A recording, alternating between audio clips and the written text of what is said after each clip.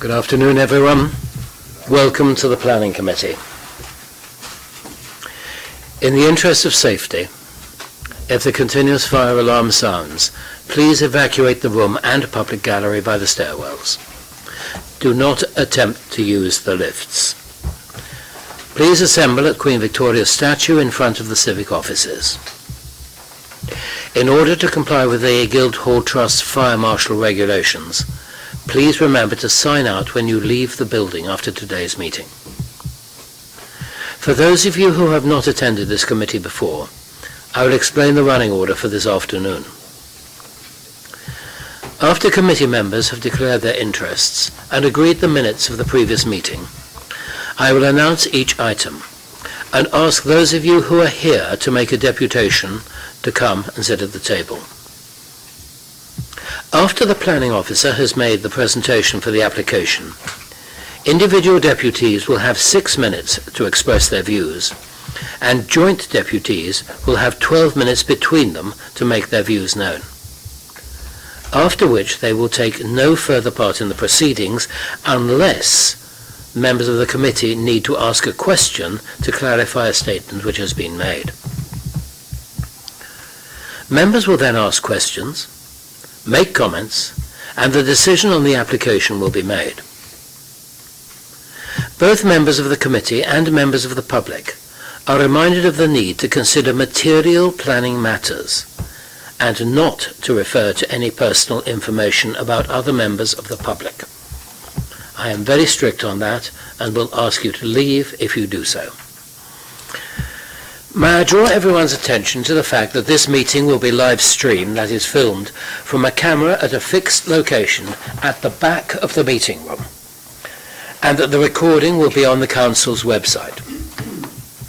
The camera will mainly capture the backs of those making deputations, but there will be some footage of those making deputations as they approach and leave the table, and of people entering or leaving the room while the meeting is in progress. Members of the press and public are also permitted to record the meeting on the understanding that it neither disrupts the meeting nor records those stating explicitly that they do not wish to be recorded. Finally, may I ask everyone to use the microphones provided when they are speaking. They are turned on by the single button on the right-hand side of the console. I think it would be useful for members in the public gallery to know who we are. So we'll go around the table to introduce ourselves. I'm Hugh Mason. I'm a councillor for St Jude Ward in Southsea, and I'm the chairman of the Planning Committee. Good afternoon. I'm Juliette Gill. I'm the principal planning solicitor for Portsmouth City Council. Anna Martin, local democracy officer. Judith Smythe, councillor for St Jude Ward and vice chair of this committee. Steve Pitt, councillor for Central Southsea Ward. Gerald Jackson, councillor for Milton Ward. Luke Stubbs, Eastern and Crowswater. Councillor Donna Jones, Hilsey Ward. Councillor Frank Chandlers, Hilsey Ward. Matthew Garrett, planning officer.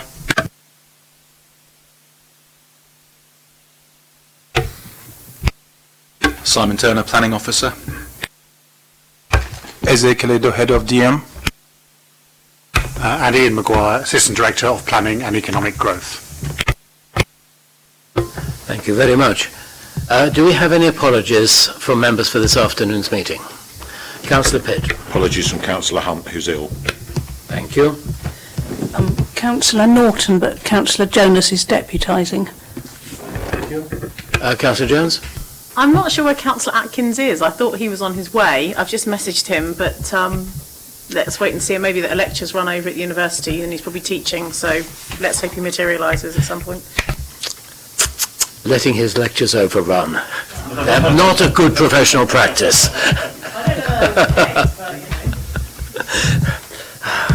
I used to walk into the lecture theatre and demand that people leave if they overran. Anyway.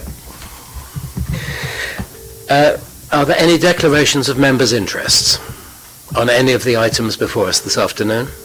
No? Thank you very much.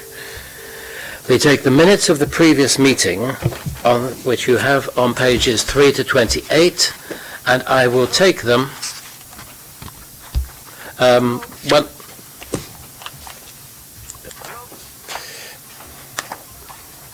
sorry, that was mine.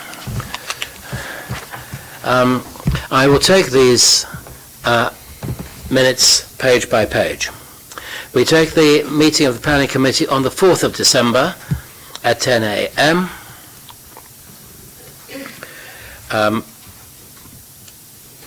Page 1, page 2, page 3, page 4, page 5, 6, 7, 8, 9, 10, 11. Right, I'll sign those as a correct record. Thank you.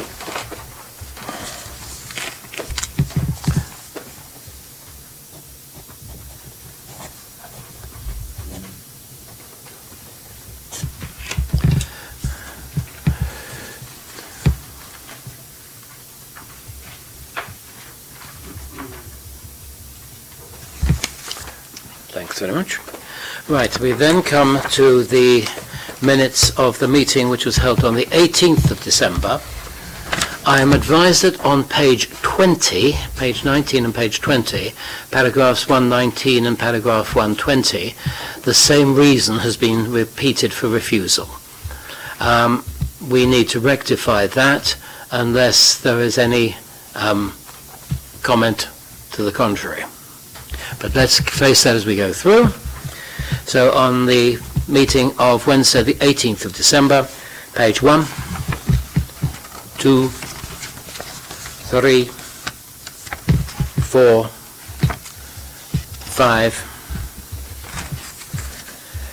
On page 5 is where we have the material on Eastham 43 Eastham Parade and 50 London Road. Page 6, page 7, page 8, page 9, 10, 11, 12, 13, and 14. Okay, as that has been corrected, has it? That has been the corrected record.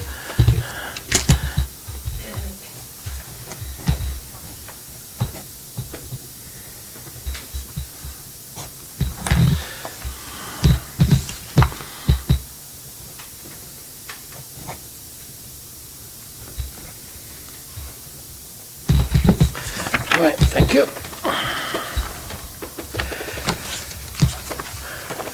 We now come to the more substantial matters to be considered today. Noting that as Hazel Taylor and Dr. Martin Willoughby are objectors both on item 1 and item 4, I would propose for reasons of their time to take item 1 and then item 4 before returning to item 2. My apologies, I had thought I had turned that off. I had obviously not done so. Mea culpa. I intend then to move to item 2 and then 3. So we'll take them in the order of 11 Playfair, 66 Margate, 21 Clarendon, and then Plot E Lakeside. Is that acceptable to members? Good. Can I have updates on previous planning applications and appeals? Thank you, Chair. There's updates on previous planning applications. What members will find in front of them would be hard copies of appeals that were allowed and dismissed last year. Overall, what we have is 65% appeals dismissed and 35% were allowed by the Planning Inspectorate. There's a further breakdown of the appeal types and the numbers with respect to the type of applications. Thank you, Chair. Thank you. Do we have any comparative figures for other authorities? Is 35% allowed a high proportion, do you think? Chair, I've not had the opportunity to carry out that assessment, but in my own experience, I would consider that quite high. Quite high. Thank you. Thank you. I think that is useful information for members. Thank you. Is there an update on the situation on nitrates? Chairman, no, the situation remains as we were previously. We continue our negotiations and discussions with Natural England, especially focused, obviously, on the long-term strategy. Do we have any timescale for that? Because it is obviously with a number of different partners, including central government, unfortunately, no is the short answer. But the interim strategy is obviously designed to last 2 or 3 years to cover that period. Thank you. Councillor Ronan-Jackson.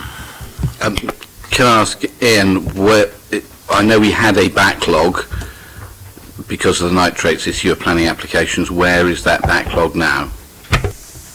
There are still a number of applications dealing with nitrates, but obviously we have to get them to agree to execute the relevant Section 106 agreements, and sometimes that is involving viability appraisals and discussions. So at this point I'd say there isn't a backlog, but there are ongoing applications that are still under determination and negotiation. I mean, just as Councillor Stubbs, then Councillor Jones. Just as a follow-up on that, and obviously the number of schemes which have permission are very relevant in terms of the 5-year land supply, which affects our planning policy position, and in terms of the delivery test. So in terms of the major schemes in the system which could contribute quite a large number of units, can you give us any updates on when any of those might be seen at this committee?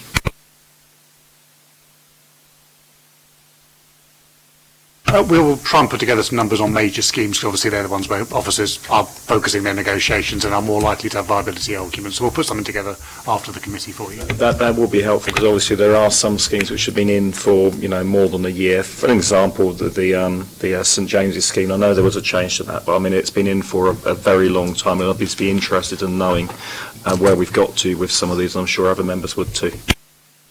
Thank you. Councillor Donna-Jones. Thank you, Chair. My question is about the previous item on the appeals update. So I don't know whether or not anyone else has got anything else on nitrates before we could possibly go back to that. No. Thank you. Appeals update. Thank you very much. Just a question. Looking at the number of appeals and on the second page, the appeals allowed and the appeals dismissed, it seems that the householder developments are, as you may expect, some have gone our way, some haven't. But the change of use, it looks like 11 out of the 12, the appeals have been dismissed, i.e. our position has been upheld. Am I interpreting that correctly? Yes, Councillor. That's interesting. Because I honestly thought that there were a number where we haven't been happy with them, but I thought that we were maybe on a bit of a sticky wicket, but it looks like actually where we are refusing change of usage then, they are being upheld. Yes, Councillor. Okay, thank you. Councillor Smythe, Councillor Pitt, Councillor Stubbs. My question is on a similar thing. Given that we've got 2 applications for HMO developments today on the agenda, which category of these things on this diagram here, where would HMOs come? I appreciate some might be in change of use and some might be in something else. It will primarily be under other minor developments. Other minor developments, not in change of use? No. Okay. Councillor Pitt. Yes, I just wondered if you could give us an idea of how many appeals we lost specifically on the HMO issue, because in fact, not my understanding, I know we only successfully won 1. Apart from a couple on the nitrates issue, but on the actual SPD issue, it was 1. I can get that details for you, Councillor. Sorry, can you explain that again? Sorry, I wasn't quite listening properly, it's my fault. Apologies. So on the use of the SPD for denying the change of use, we only won 1. there were 2 or 3 others where, because of the nitrate situation and the fact that the strategy hadn't been agreed at that point, the appeal was turned down, but only on the basis of nitrates, not because of the SPD. But we know that the change of uses doesn't include. I'm telling you what I told you is 100%. That's just what I was going to say. I think I've got this. I think I've got that confused in my question, because I asked about change of use, as in the 11 that were upheld, thinking that was for C3 to C4, and actually it's not, is it? That was a change of use class of a building, so it's completely different. Yeah. Okay.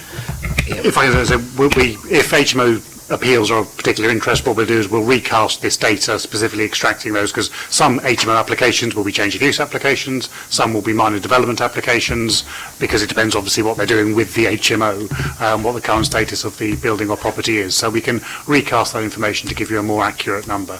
With stress, of course, this is the 2019 year, so these are decisions that were taken in late 2018 all the way up into late 2019, because the appeal outcomes take months after that. So the decisions you've made in the last 3-4 months won't be appearing in these tables yet, because any appeals from those won't yet have been determined. So it goes back quite a long period to cover the whole 2019 calendar year of appeal decisions based on committee and officer decisions in the previous period. Thank you much. I think it would be really useful to see the breakdown of that. And also, because the number of appeals that have been allowed is high for, I'm sure, a national figure, at 35%, I wonder if the committee could also be told how much that has cost in terms of our fine, because it might help the committee to focus its minds going forward. So there are no fines associated with losing an appeal. Occasionally, if the decision made by the council is unreasonable, costs could be awarded against us. But yeah, we can put, if there have been any costs awarded against us in that period, obviously we can put those in a report as well. Councillor Stubbs, you had a point. A lot of it's been covered, but I mean, just in terms of this information, I mean, just in order to make it useful for us in terms of any learning that we as a committee member should take from it, I think it would also be helpful to know of these appeals, which ones arose from officer decisions and which one arose from this committee, and whether there are any obvious patterns. I mean, if we've had 5 applications which are very much the same, and there's 5 appeals and lost them all, I think that's something we need to know.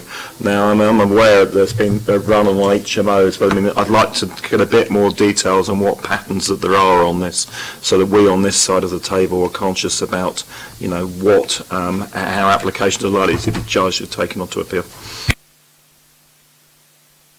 I think these points are very important, because councils which have a very large proportion of appeals allowed do find themselves in difficulties with with central government on their rights to conduct planning, and this is something which we really do need to drill down and get to the bottom of. So thank you, members. Anything else before we move to the applications before us today? Councillor Pitt. Yes, kind of following on from exactly what you just said there, Chair. We were told that we were in danger of losing our decision-making capabilities around about 9-10 months ago, I believe. In the view of Ian and Eze, where are we in that at the moment in light of these figures?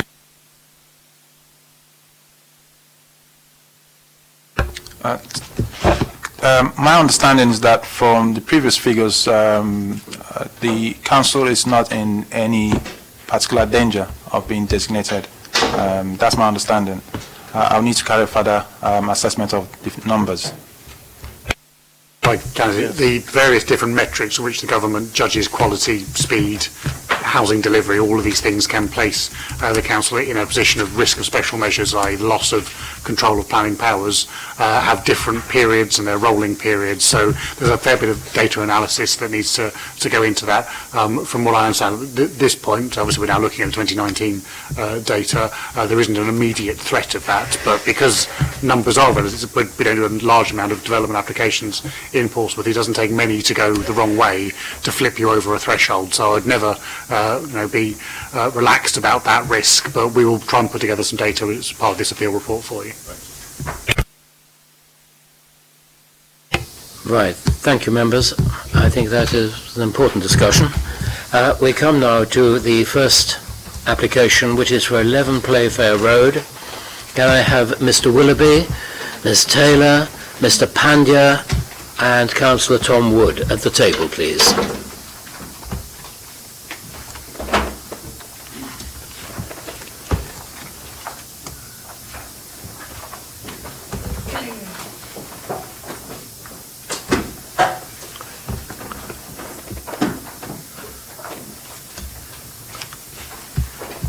Thank you. May I have the officer's report, please?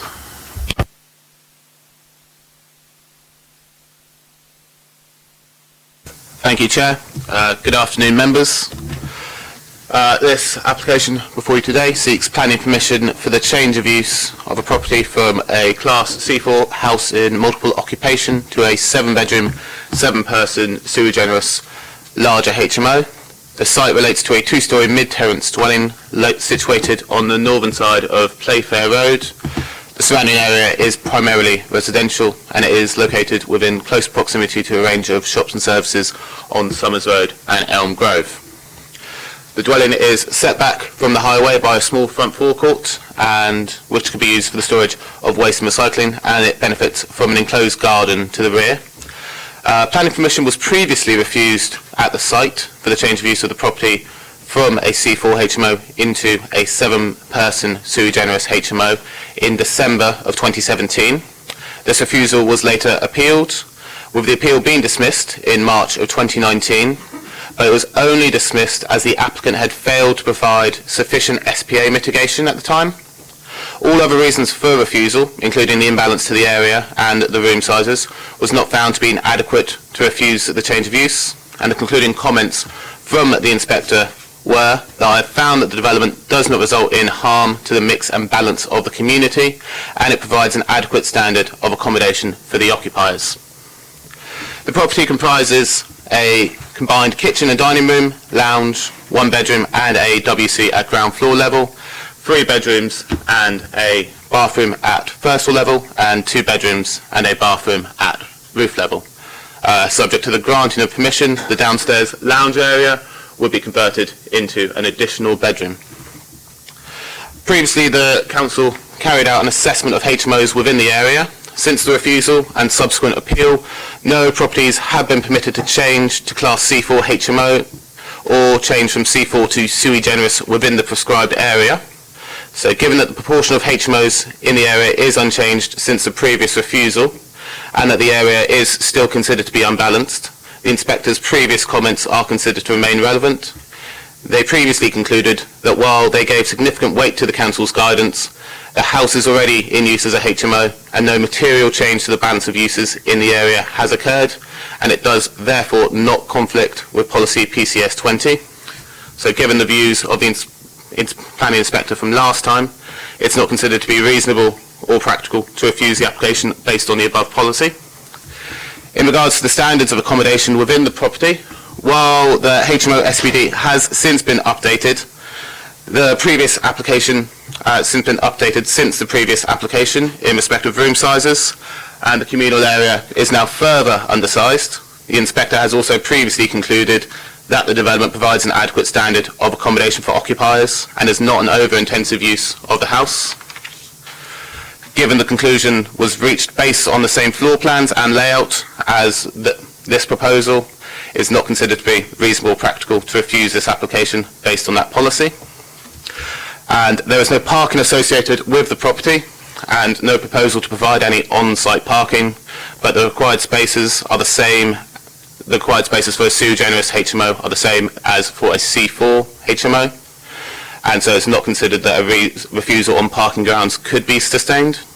And the City Council's Parking Standards SPD places a requirement of 2 off-road spaces for a sui generis HMO, which could be, and for it to provide at least 4 bicycle spaces. The property rear of the garden can be used for secure bicycle storage, and this can be secured through a condition. All other matters relating to amenity and waste storage have been outlined in the officer's report.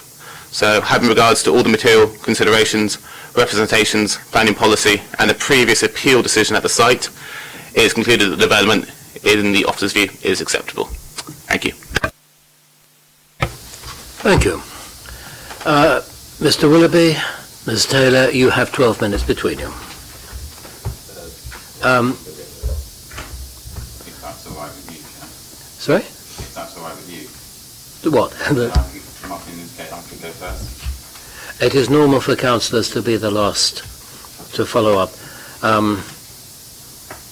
because they have spoken to a much wider selection of people than the people who are actually making deputation, and that is normal, so that we take the people who are objectors, the people who are proposers, and then the ward councillor as the last speaker. You're raising the bar on me there, Chair, but I understand that's fine. I have every intention of raising the bar on you, Councillor Wood. So, Dr. Willoughby, Ms. Taylor. Okay, so thank you, Chair. Thank you, councillors, for the opportunity to convey, again, the consensus view of the 250 or so members of East St Thomas Residents Forum. As many of you will know, we are regular attenders here with deputations at these meetings in an attempt to stop the relentless development of HMOs in our neighbourhood. Councillors have strongly and publicly expressed, and I can pass this round, their determination to deal particularly with the creation of super HMOs.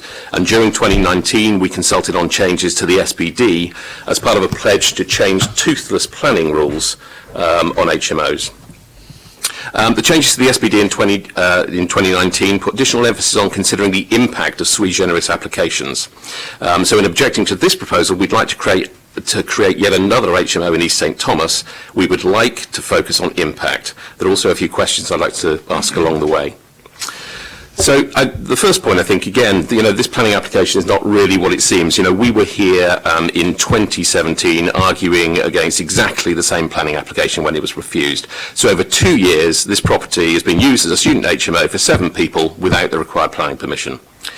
The applicant would have you believe, in the submission, that this application is for 1 additional person in the property.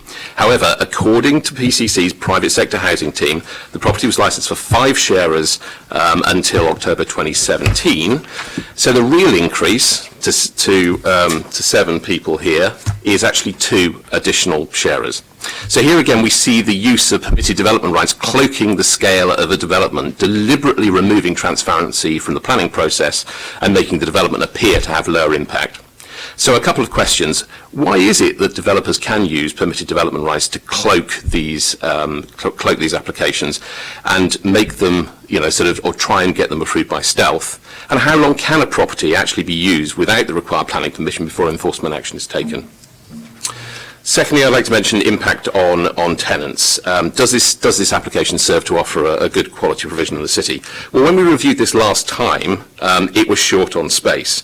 2 years on, it's still short on space, in fact way short. It's offering 22.33 metres versus a 34 metres squared required, so it only provides 66%, a shortfall of 12 metres. The irony here is, of course, the reason it provides less space is because one of the bedrooms is being removed, actually 13.41 metres, communal space is being removed 13.4 metres to get in an additional bedroom. We therefore argue this application delivers lower quality accommodation for occupiers than the property offered before, and therefore should be refused. Waste management. I think waste management is a major issue with HMOs in the city, and super HMOs are particular issues given the significant amount of waste and recycling they generate.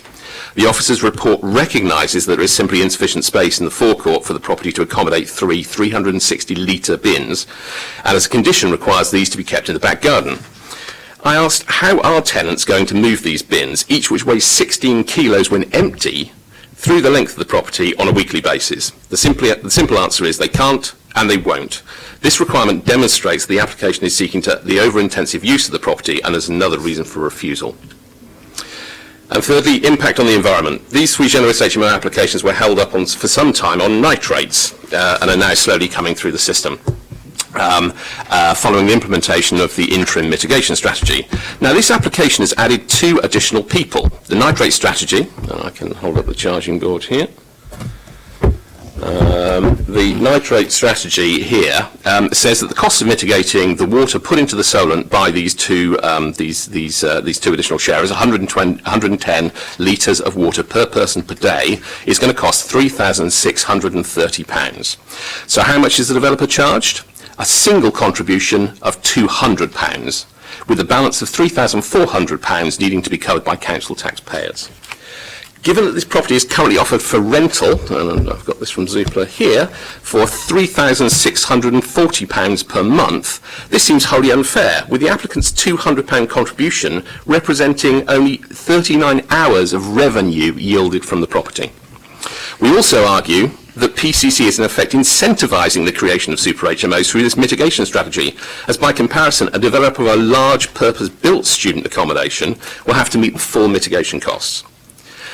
Given that £1,614 will therefore need to be found by PCC from council taxpayers' money for every additional HMO bedroom put into the city, we argue that the interim nitrates policy is not viable, will not mitigate HMO developments, and therefore cannot protect the solent. And on this basis, the application should be rejected. So just in closing from me, we strongly argue that this application provides the required level of accommodation specified by the city. It fails to mitigate the impact on the solent SPA, and in our opinion, we would like to lobby the committee to vote in favour of refusal. Thank you. Good afternoon. Thank you again, Chair and Councillors, for the opportunity to represent East St Thomas's residents at the meeting. This is our 10th year we've been presenting to the committee and desperately asking the councillors to support to help stop the relentless development of HMOs in the East St Thomas area, which are destroying our community. First point, the impact on the community, as you know, is St Thomas's is commonly known as the Ladder and has some of the highest density HMOs in the city, with many roads having HMO densities of 60 to 70%. The negative impact on these developments on community in terms of noise, rubbish, antisocial behaviour is very real. I live in a house with an HMO in the front of me, one to the side of me with 7 in, one to the rear, and like others feel completely hemmed in. 23 out of the 35 houses in Playfair Road are HMOs. Just to reiterate the comments that have already been made, we are not anti-HMO. We recognise that HMOs do form an important part of the housing mix. But if as a council you truly wish to support a mixed and balanced communities, you cannot keep approving almost all of them to the same 20 or 30 streets in the city. As Dr. Willoughby said, residents welcomed the recent consultation on revision of the SPD attempting to collate the super HMO developments in high density areas like East St Thomas's. Residents were encouraged by the assurance that the new SPD gives much greater weight to the impact of the proposed development on the community as the material reason for refusal. I'd like therefore to read out some quotes from the residents on the developments in Playfair Road. A comment has been that because of the noise, antisocial behaviour, the leaving bins out, which hazards for mobility scooter, wheelchair users, people with prams, elderly people. Another comment, more increases of the student numbers will only increase to a detrimental impact on the existing residents in terms of rubbish parking and placing a strain of services such as water and sewerage. I feel that any more increase, this is another comment, I feel any more increase in the student numbers will only increase the detrimental. Sorry, that's repeating, I beg your pardon. This significant impact caused by the development on the community, along with the impacts on tenants and the environment raised by Dr. Willoughby, all demonstrates that the unsuitability of the application. In the interest of improving housing quality in the city whilst promoting balanced and sustained communities, we would urge you to refuse this application. Thank you for your time. Thank you. Mr. Pandya, you have 6 minutes. Yes, I as I explained, I take the councillor last because of the nature of the councillor's responsibilities. Right. Thank you, Chair. Thank you, Councillors, and Happy New Year. I come to you regarding 11 Playfair Road, which was first listed and registered for planning on the 17th of July 2017. It took 125 days for your SPD amendment to come into situ prior to my application going in, after my application went in.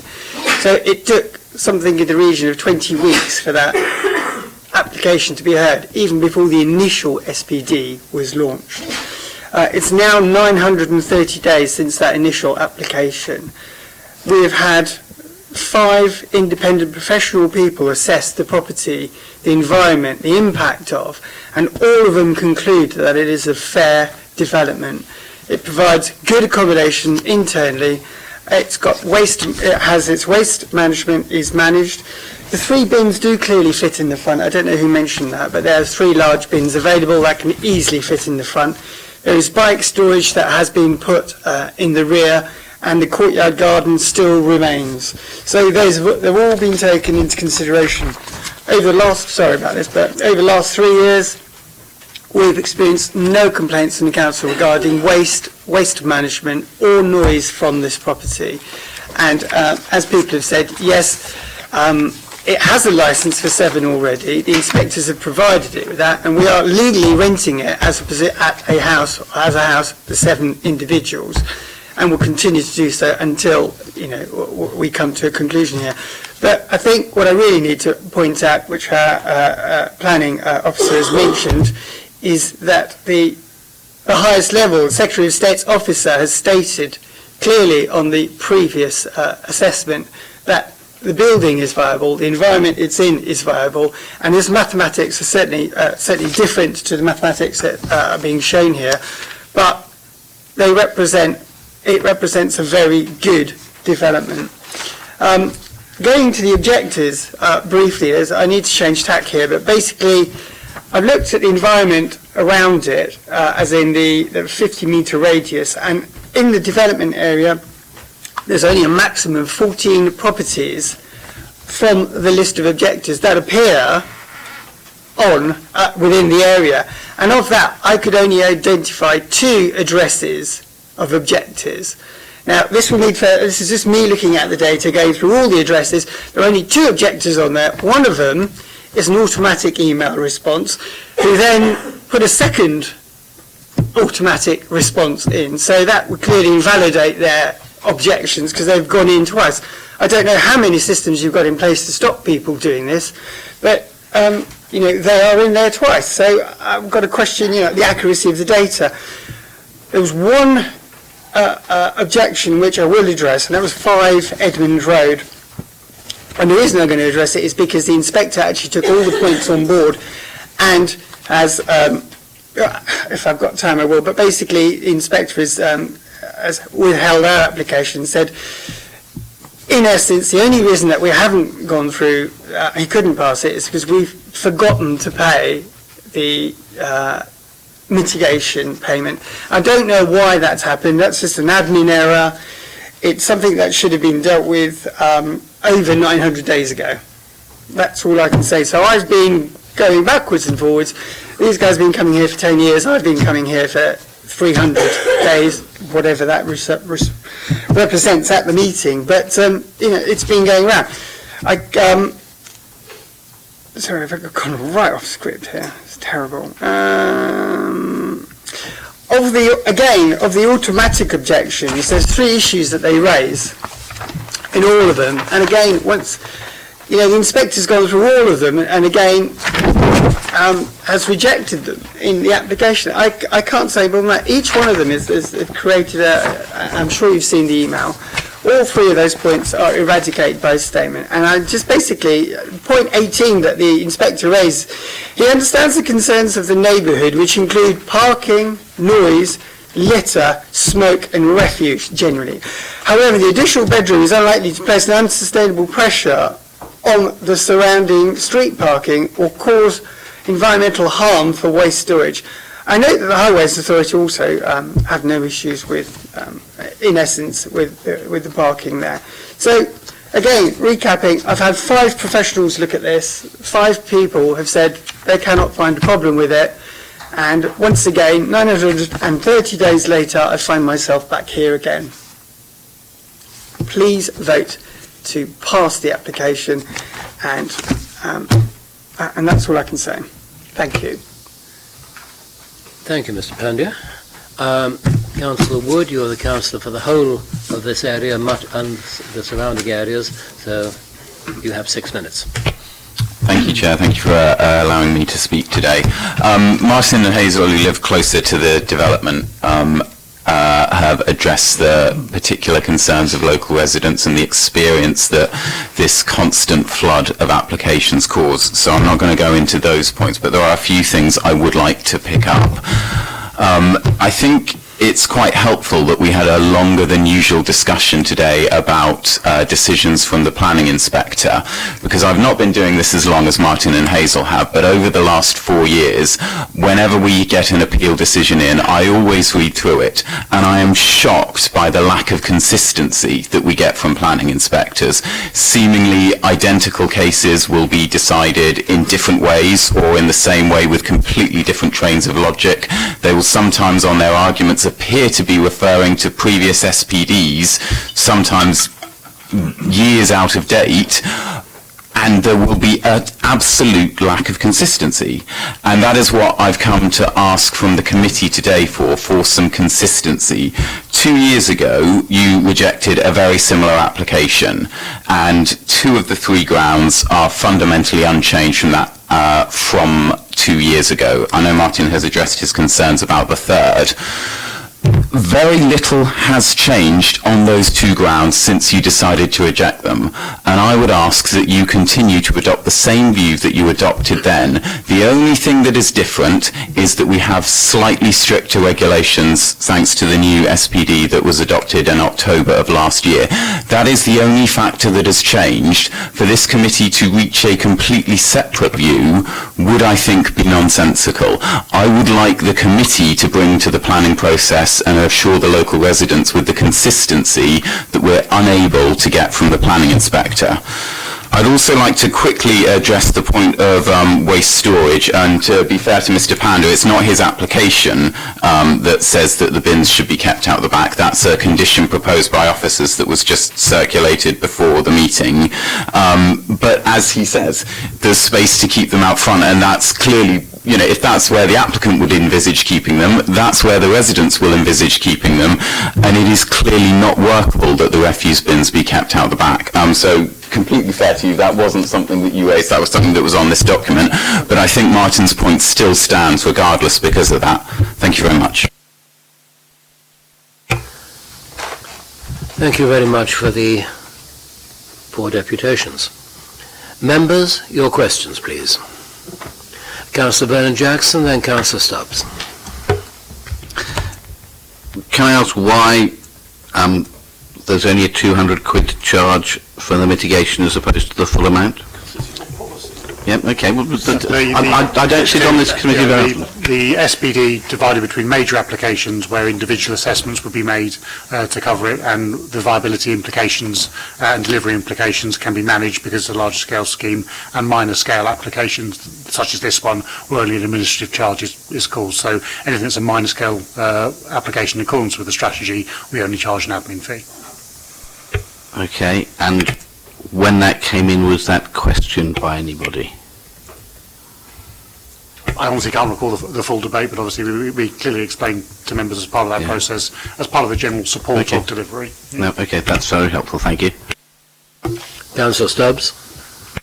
Thank you. I'm quite sort of intrigued by that last exchange, because the policy, whether it's a good policy or not, is not for this committee to decide. It's for the cabinet to decide, and they've set the policy as it is. So, we're just here to see whether it's followed or not.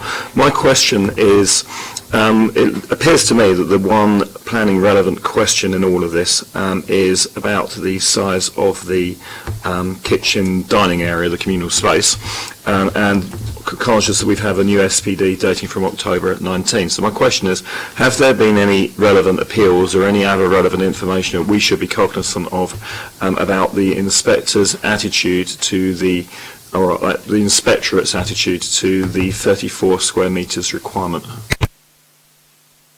No, we've had no. This has obviously only been adopted for a matter of weeks. There's certainly been, I'm not sure there's been any decisions, let alone appeals, associated with it. If I can assist members, though, and I think it's a very valid point, that is obviously the key thing that has changed, and that has been a change since the previous appeal.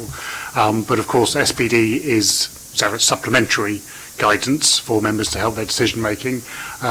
What we are looking for is giving action and helping members make decisions in accordance with PCS 23. That is the policy. That's obviously a requirement to provide a good standard of living environment. That is what the decision is made against. The SPD helps illustrate that. So what you've done in adopting the new SPD and increasing that element is you've made a statement of you would like to see better provision. You feel actually the amount of living environment provided before, we want to set a higher bar. So that is undeniably a negative implication for the scheme, and significant weight can be given to that guidance.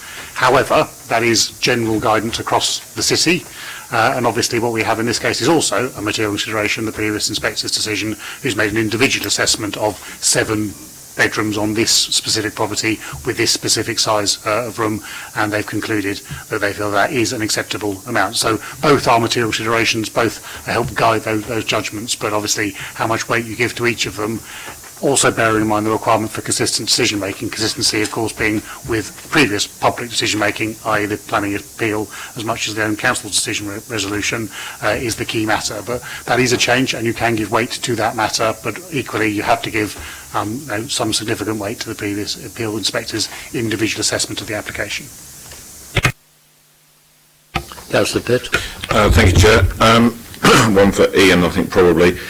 Given that the issue of the low amount of communal living space is a key issue in this, and given the long trawl through discussions around the differences between planning and licensing, since the living space in this particular instance is quite a bit below what we'd normally expect and is only, according to the guidance, mitigated by the bedroom sizes, so that this could not be further compromised, would it be within the remit of this committee in this instance to be able to impose a condition to say that this property could be occupied by a maximum of 7 people, so that somebody couldn't go back to private sector housing and apply for a licensing change to add additional people, given the fact that some of those bedroom sizes would, in licensing terms, potentially allow that to happen, because it may be that in licensing terms the living space is in conflict with that, but we're not allowed to talk about that in this meeting, and it gets very frustrating. So I'd like to, if possible, find out if we could do that. It's entirely within the gift of the council. There has to be a planning reason for it, but you've explained the planning background to that decision. So yes, you can impose a condition requiring no more than 7 occupiers in the property. It wouldn't be an unreasonable position, and obviously the direct reference to the space standards of the amenity space would be your planning reason for that condition.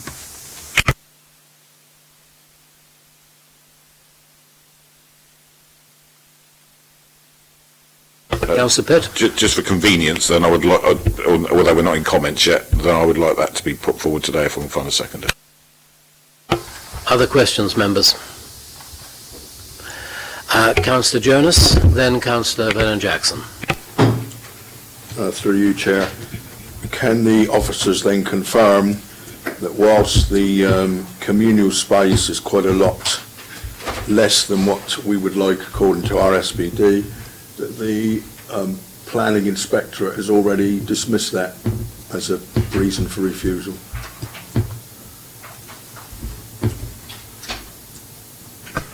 Well, not in the sense he's dismissed it, but he has previously looked at the floor plans and made an assessment of it for the property to be used as a 7-person, 7-bedroom HMO, and he's considered the size of the communal area and he's considered that overall the property is sufficient in his view. There is a paragraph, a quote from him, saying the area of the kitchen living room at 23 metres squared is 4 metres below the minimum area indicated in the Council's HMO guidance. However, having regard to the spaciousness of the rest of the accommodation within the house, as well as the arrangement, utility and standard of the kitchen, living room and dining room, it's my judgment that this shortfall in space does not lead to an inadequate standard of accommodation. So, in a sense. So what he's saying is that what we've asked for in our SPD, that he's going to ignore that then. Is that right? If I may, as in all cases, it is for the decision maker, in that case an inspector, in this case this committee, to apply their judgment and use all the relevant material considerations. The SPD he has given significant weight to, and he has noted there is a shortfall. 4 metres in that case, it's a larger shortfall, you've moved the number up in this case, but the same judgment. But he's had to make a judgment, aware of the expectation of the council, aware that the scheme doesn't meet the expectation of the council, and then come to a conclusion whether or not, nevertheless, because of other factors, the other factors in this case being the adequacy in size of the other rooms, when looked at in balance, it is an adequate series of accommodation, and he's balanced those things together and come to that judgment.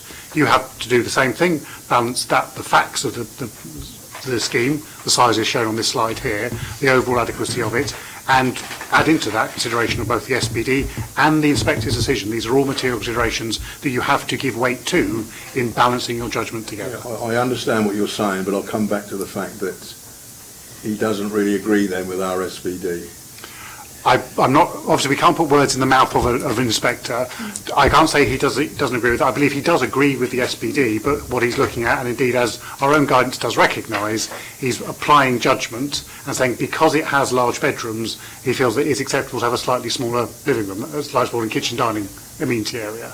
I think if it was a scenario where the bedrooms were exactly on size, then he wouldn't have come to the same balanced judgment. So, but he's putting sensible consideration, using the SPD in there, but it's an application of judgment.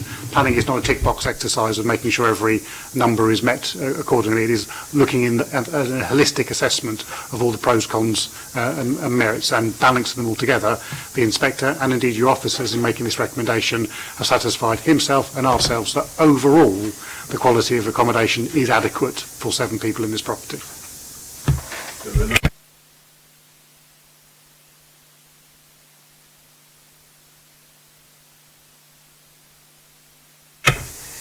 If I may say, the policy, the rule, is to have good quality of living environment, PCS 23.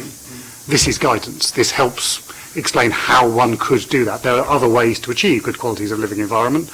That will always be the case, and in this case the inspector is satisfied that having a slightly smaller kitchen but slightly bigger bedrooms is one such way of achieving a good quality of environment. It is guidance, not policy.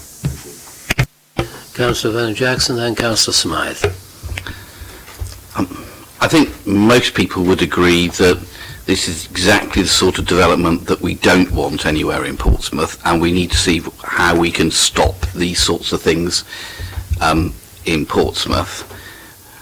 I really find it useful to have advice from Ian, because both when Donna was doing the portfolio and now Steve's been doing the portfolio, we've come up with SPDs to try to put a stop to these very destructive and bad developments.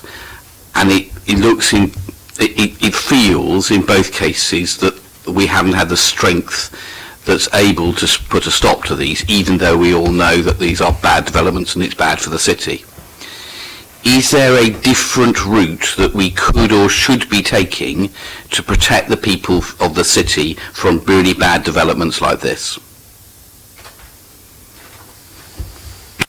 Before you answer that, I would point out that you have made a value judgment here.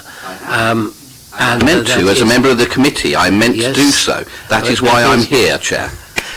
I agree it is why you're here, but I think that the officers need to be reminded that that is your judgment.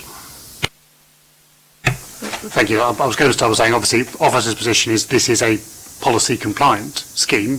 So on that basis, as officers, our major function is to give you guidance on your planning policy. We would therefore define it as good development, not bad development, because there's little better compliance than policy compliant.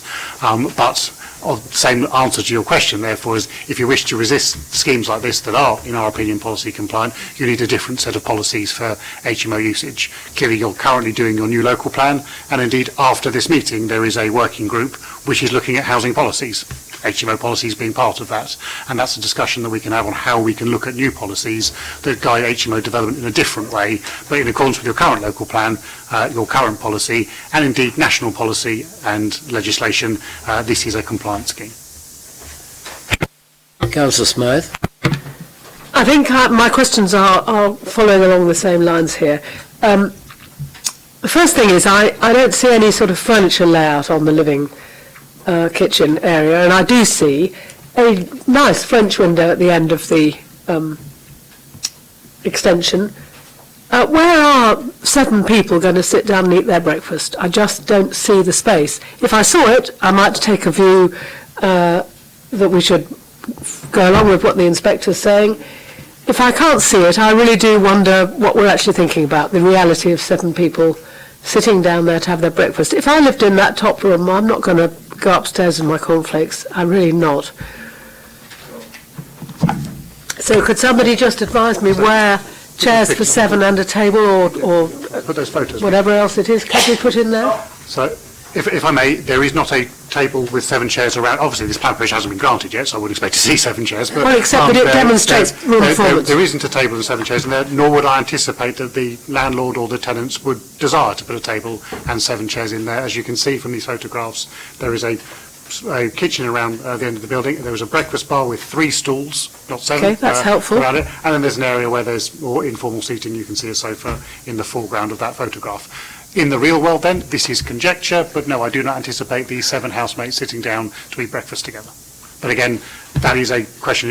That's not the anticipation of your SPD, and I would suggest, and this is a personal professional opinion, nor would it be a requirement that every household has to have a table wherein every household member can sit around it. It's an overall judgment, is the adequacy of the accommodation. Yes, some people will choose to eat in their rooms, some people will choose to eat outside the building, some will choose to eat at the breakfast bar, off their laps, so on and so forth. It's a judgment of the adequacy, and it's a balancing judgment. The previous inspector felt it was adequate, officers feel it is now adequate. It is for members to make their own judgment. Thank you. Just to continue may I, Chair? I understand what you're saying, and of course it's a matter of opinion, but that is how you make the judgment, is actually showing some real bits of furniture on there, and would reveal, I'm not making judgments about how people should live their lives, but it's quite a lot of people to be doing, even 4 people would have quite a job. And particularly because of the specific layout of this room, which shows double doors going out into the garden, and therefore implies a through way into the garden, because you're quite right, on a summer morning it might be nice to take your cornflakes out there. So my second question is about how seriously, in your experience and in the experience of this council, do the planning inspectors take our SPD, and do we have any evidence of how they've looked at that particular SPD in previous decisions? I can say little more than the line that's halfway down the quote from the previous inspector's appeal decision on page 6, where he states, "I give significant weight to the council's guidance," referencing the SPD. So they take it seriously, they give significant weight to it. But he didn't follow it. But as always, as guidance, it has a number of different, and you have to balance it together. So he's given weight to it. The fact that not every number was met, but in this case, the bedrooms were large, the kitchen was small. He felt that gave, in the overall holistic assessment of adequacy, was acceptable. To say that it doesn't comply with the SPD, I think, is an oversimplification. Councillor Jones, Councillor Stubbs, Councillor Pitt. Thank you very much, Chair. I mean, regardless of what our own personal opinions are, the space standards are met. That's it. So, we might not like it, but, okay, they've been deemed acceptable by a planning inspector previously when that was raised, is what I mean. In terms of the SPD, I think it might be useful just to follow up that when this Article 4 direction was made prior, with the previous Lib Dem administration, and then, as Gerald referred to, when I was leader of the council and I retained responsibility for planning policy, we did look very closely at strengthening it, as he quite rightly said, and we pushed it as far as we thought possible. And the advice that I was given at that point, when we wanted to strengthen it even more so that we were able to refuse applications where we thought it would have a very significant negative effect on local communities, was that we were lucky to get the Article 4 direction passed through a public inquiry when our local plan was signed off previously, and when that Article 4 direction was done by the Lib Dems. So credit to them that they got it through in the first place. So we tweaked it as far as we could without having to go back through the public inquiry stage. And I'll be very interested to hear what Ian and the other professional planning officers have got to say this afternoon when this meeting is finished and we move into the discussion on the local plan as to whether or not they think that it is worth significantly rewriting that policy when we go out to public inquiry with our new local plan at some point this year or next year. But, you know, in answer to the question about what can we do from here, well, save changing our own, obviously, local plan, it's to lobby members of parliament, because actually it's the national planning policy framework that sits above that gives a direction on a number of these issues that are raised today. And if people are really, really unhappy, which in densely populated areas like Portsmouth we are, then we should be lobbying our members of parliament, because they should be making representation to the housing minister to look at changing this in very densely populated areas like we have, where it has a significant impact or effect on local communities and the feel of a street, for example. So that would be my advice, but something possibly we can move into, you know, when this meeting is finished. But on the face of it, from what we've seen today, I simply don't think we have any grounds to refuse this that can be upheld because of the previous comments of the planning inspector. I would remind you we're still on questions, Councillor Jones. Was there a question there? No, okay. Councillor Stubbs, we're still on questions, I must remind you. I mean, just as, but I'm going to make a sort of cheeky comment at the start as well, which is just at a nationwide level, of course. The problem is housing completions haven't tracked population growth for 15 years now, and that's why you get a demand for HMOs, because people have got to go somewhere. Councillor Pitt made an interesting point, I thought, about whether the number of people living in a sui generis HMO is part of the condition. I always assumed that it was, and so my question is, well, you've got policies relating to cycle storage and nitrates, which are proportional to the number of occupants. Why is it then that we don't automatically impose as a condition the maximum number of occupants? Because you've got other things there are justified on a given level of occupation, so why isn't that level then explicitly conditioned? We're generally guided to not try to replicate other legislative procedures, and obviously licensing is the key tool for managing occupants. So as a general rule, we would not look to control occupancy for HMOs through planning, because we'd allow nitrates to do that. If, however, there's a specific planning reason, which Councillor Pitts feels he's identified, then you can undertake that work, because it's the same considerations, it's just a different structure and legislative process for determination. The specific thing relating to planning is nitrates, which has got nothing to do with licensing whatsoever, but since we have a policy seeking contributions, I mean, it just seems a bit odd that it's not in there as an explicit limit, because it's been used to justify, as I said, other costs. Councillor Pitt. Thank you, Chair. I just wanted to tease something out a little bit here with the committee's indulgence. I know I drive them mad, but I'm not going to make any apologies on this occasion. The inspector on the previous, when considering the previous application on appeal, said that the communal space is around 4 metres squared below the minimum indicated in the council's HMO guidance to 27 metres squared. We've since updated the SPD and it's now 34 metres squared. This is acknowledged within the report. So we are saying that 22.33 metres squared in the view of officers is still acceptable because of the bedroom sizes. I understand that rationale. So my question is, how small would the kitchen dining area need to be for you to have recommended a refusal? We're unable to answer a hypothetical scenario. Clearly there is a scenario where the kitchen dining area is just impractical for use, which would be a refusal, but specifically how many square metres. We ask for layouts for kitchens to help justify and look at those matters, and it will be a matter of individual fact and degree on a specific proposal rather than a hypothetical.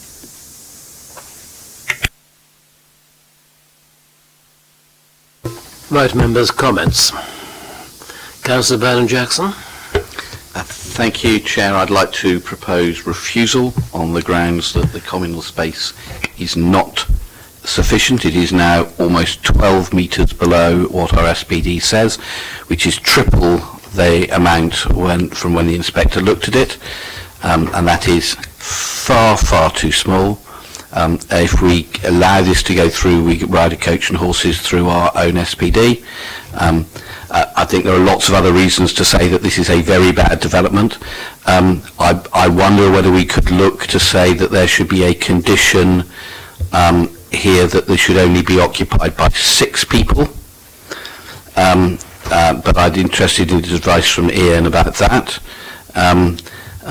But at the absolute maximum, there needs to be a condition to say if it does go through our maximum of 7. But I think there is a really good reason for us to say no to this, that the communal space available is 3 times the size, triple the size of too small than it was when the inspector saw it last, and that's a good reason for us to say no, along with a myriad of other reasons which the inspector will completely ignore. But this is just the sort of development that we shouldn't have in Portsmouth, and just the sort of development that we should be resisting completely. No, it's just, I need a second of this. Is there anyone who will second that proposal by Councillor Burnham-Jackson? Sorry? Possibly, okay. Well, we'll have that, hold that there. Other comments from members, please? Any other comments from members? Anything on the table? That's all that's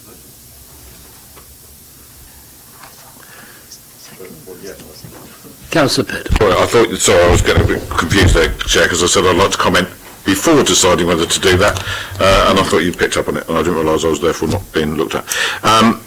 In terms of this particular application and where it's at, I think one of the judgment calls we need to make here is about whether there is a restriction on the amount of accommodation available, and therefore whether we are obliged to be reasonable in the sense that there is no alternative to what is being proposed. But this has been a 6-person property in the past, occupied by 6 people, apparently successfully. It was granted permission to be occupied by 6 people, and it was deemed that the standard of accommodation at that time was suitable for 6 people. What's now being proposed is to take away, or actually removing, communal space to allow an extra person to be put in. So we're not saying that there isn't the availability of communal space. We're saying that we are deciding that we are allowing communal space to be removed and turned into a bedroom, and I think there's a difference. So if that opportunity didn't exist because it was a loft conversion that was creating the extra bedroom, that's a different matter. But the fact of the matter is, as we heard in the officer's report, the downstairs of the additional communal space that used to exist when it was a 6-person HMO is being removed, and that is why it is failing our space standard. That is a choice by the owner of the property to do that, the same as it's our choice to refuse them the right to do that and insist that they comply with our policy and keep this as a 6-person HMO, and I'm seconding the recommendation from Councillor Burnham-Jackson. Thank you. Any other comments? Councillor Stubbs. Sitting here deciding whether to make a comment or not, and look, like in common with an awful lot of HMO applications, I fully understand and appreciate why they generate concerns, and in an ideal world we wouldn't be seeing them forthcoming as the way we are. In an ideal world we would have greater policy flexibility on these matters as well, but we are where we are. I have to say, looking at all of this and, thinking about what would happen next, I would not feel optimistic about our chances of defending an appeal. And therefore, I'm going to be realistic about it, and I'm going to propose the officer's recommendation. Thank you. Is there anybody who will second that?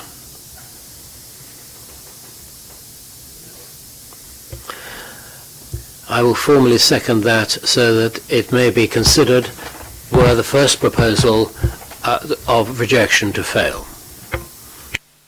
So can I have we have a proposal for rejection on grounds of space standards, which has been proposed by Councillor Gerald Vernon Jackson and seconded by Councillor Steve Pett. Those in favour of that proposition, please show. That is 5. Those against, please show. Those abstaining, please show. Right. The application has therefore been rejected, and has been rejected on grounds of the space standards, the change in space. The space standards do not meet our current SPD and are occasioned by a change in use of room within that property. That is correct, I believe, what you are suggesting. Right. Thank you.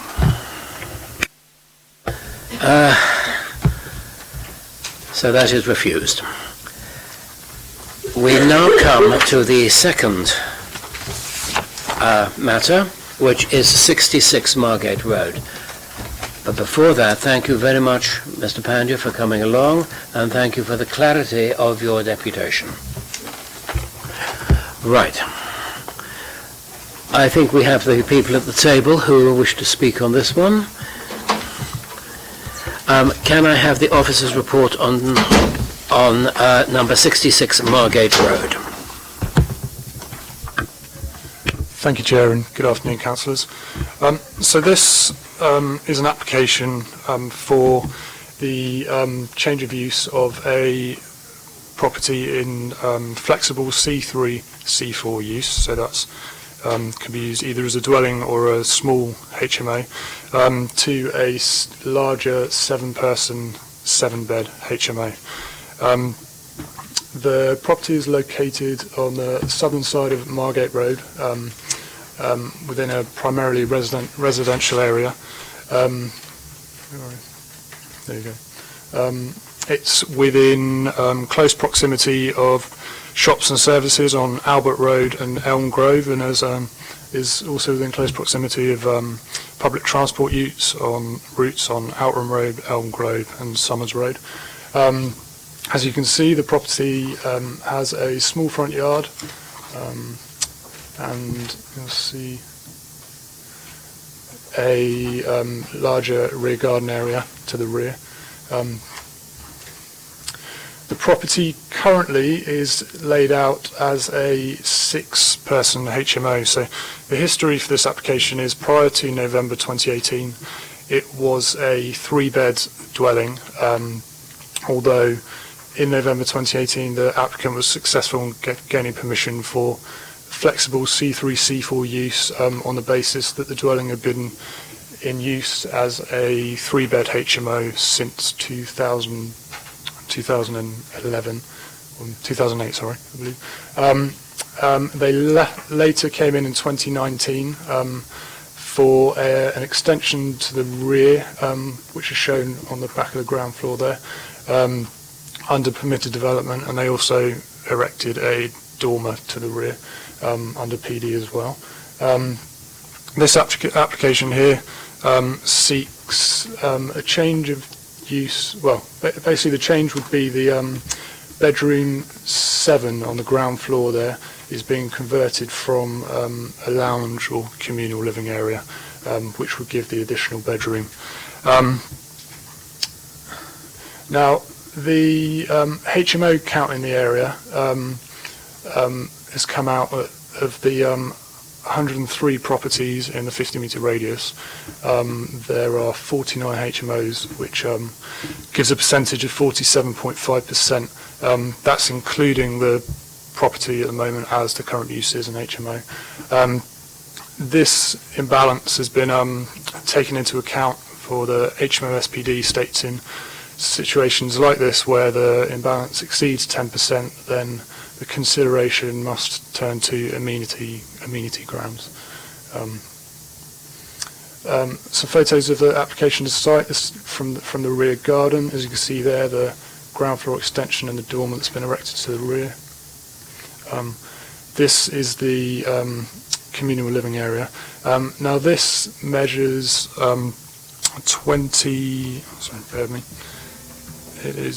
28 metres squared, which is approximately 5.88 metres below the 34 square metres required within the SPD. However, the SPD also states that this figure is been arrived at to align with licensing requirements, which states that in occasions where bedrooms average a size of 10 square metres or more, the communal living area can be reduced to 22.5 square metres.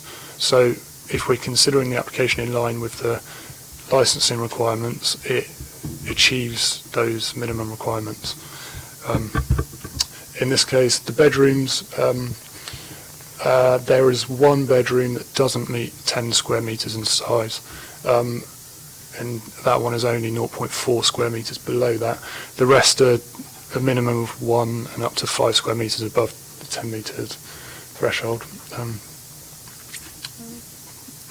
The property meets the minimum bathroom requirements that are required.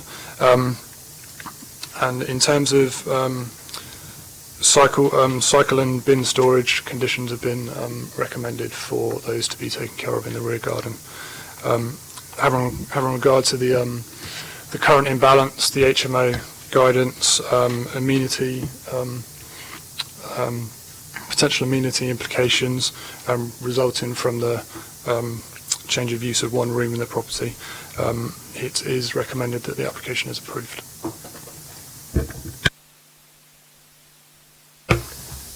Thank you. Mr. Willoughby and Ms. Taylor. Dr. Willoughby. Thank you, Chair. Thank you, Councillors, again.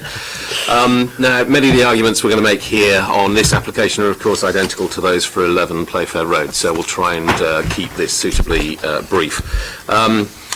Almost as we've seen there in the officer's verbal report, again, this application would have you believe the developer wants to actually add one person to the property. However, and according to the comments from the developer, my notes are incorrect here. This was for 3 people. It's going from 3 people to 7 people. So here again, we see the use of permitted development rights to cloak the scale of the development, again, deliberately moving transparency from the planning process and making this development appear of lower impact. The space standards. Does this application serve to offer good quality accommodation? Here again, another application which fails to meet the space standards, and these are planning space standards in the SPD, not to do with licensing. It's short. It's 28.12 metres squared versus the 34 metres squared in the report. 82%, shortfall of 5.88. Why is this? Again, we see it again and again, another race to the bottom. We've removed communal space to actually cram more people in and increase profits. We therefore argue that this application delivers lower quality accommodation for occupants than originally offered and therefore should be refused.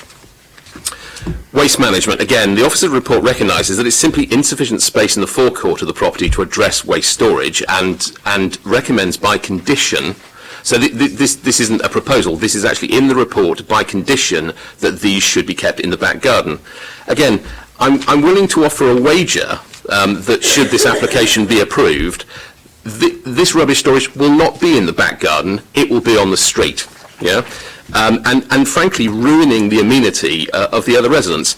And it's all very well to say it will be a requirement, but look at our streets, and I've got a photo here. These were taken, I think, on a Thursday. So this is actually the day after bin day, well, maybe a Friday. It's not bin day, basically, showing what these streets look like where adequate bin storage is not provided from HMOs. The streets are littered with rubbish and bins.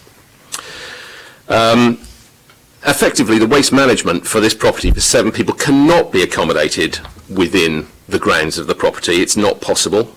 Bins, 16 kilos each, will not be hauled through the house by residents, and therefore it's over-intensive and another reason for refusal. Impact on the environment. I keep coming back to this. So here we're seeing an additional 3. I thought it was 3, but maybe it's more than that. If we put 3 additional people into the property, mitigating that nitrate load into the Solent is £5,400. How much is being proposed to be charged to the developer? £200. So again, the balance of £5,200 will need to be covered by Portsmouth Council taxpayers. I think it's important to remember, given the sheer number of HMO developments which are coming forward, I anticipate here being here pretty much for the first half of this year. This is just not sustainable. There is no way that the council taxpayers can or should actually meet that mitigation requirement, and what should be happening at the very least is that HMO developers should be being charged the full costs of the mitigation action. So given the sheer number of developments coming forward, and this discounting effectively of the costs of that nitrate mitigation is completely unsustainable, on this basis again the application should be rejected. So, in summary, failure for developers to provide the required level of accommodation specified by the city in the SDP, which was very recently consulted on, doesn't have a workable strategy for waste management, and it cannot mitigate. There's no possible way that this or other applications can actually mitigate that damage they're doing to the Solent. Are all good reasons for being refused. And just a few final thoughts on nitrates and on a number of things. This nitrate incentivisation, as I'm calling it, of the creation of super HMOs, then paying a flat fee of £200 for an entire property, where a large purpose-built development would be paying £1,814 per person, is completely at odds with the council's stated strategy. So perhaps a suggestion for councillors to consider. Portsmouth City Council itself is in the property business, with its property investment fund, which held certainly in 2018 £146 million in assets. A few of the assets, few highlights from that: an office complex in Manchester, Travis Perkins Builders facility in Coventry, Mercedes garage in Southampton, that's £8.7 million, Matalan in Swindon, £9.7 million. Now, I understand the reason for all these investments. They're all designed to deliver sustainable rental income that the council can use to provide services, which is very smart. But perhaps councillors should consider at the next portfolio review directing fund managers to invest back into the city and back the city, and investing some of the fund, certainly in 2018, 37 million was uninvested, to construct purpose-built shared accommodation in Portsmouth, which delivers good rental income, which the city needs, provides much needed quality purpose-built accommodation for sharers, and retains more family homes in housing stock, and actually actively promotes mixed and balanced communities. Thank you. Thank you again to the Chair and the councillors. The impact on the community, we saw it was 50% in a 50 radius. There's 62 houses in 62 houses out of 101 houses in Margate Road or HMO. That's 61%. Dr. Willoughby has said residents welcome the recent consultation on revision of the SPD, attempting to collate the super HMO development in a high-density area like East St Thomas's. Residents were encouraged with the assurances that the new SPD gave much greater weight to the impact of the proposed developments on the community as a material reason for refusal. I'd like, therefore, to read again some quotes from residents of Margate Road. One comment: we have previously raised concern regarding noises in property with occupied by only 4 people. We have major concerns over our welfare, that's the residents, should there be more than 6 occupants in the property. Another comment: we're fully aware of the detrimental impact of the overdevelopment of HMOs and creating of super HMOs has had on our emotional well-being regarding antisocial behaviour, thoughtless disposal and of rubbish, and the lack of residents parking. Therefore made a difficult resident made a difficult decision in April 2019 to move away from the community that we felt very much a part of after 30 years. This significant impact caused by the development on the community, along with the impact on tenants and the environment raised by Dr. Willoughby, all demonstrates the unsuitability of this application. In the interest of improving housing quality in the city whilst promoting balanced and sustainable communities, we would urge the refusal of this planning application. Also, this house was not derelict. It was not uninhabitable by a family, and these are family homes that are being turned into super HMOs, which will never again be family houses. Thank you. Councillor Wood, you have 6 minutes. Thank you, Chair.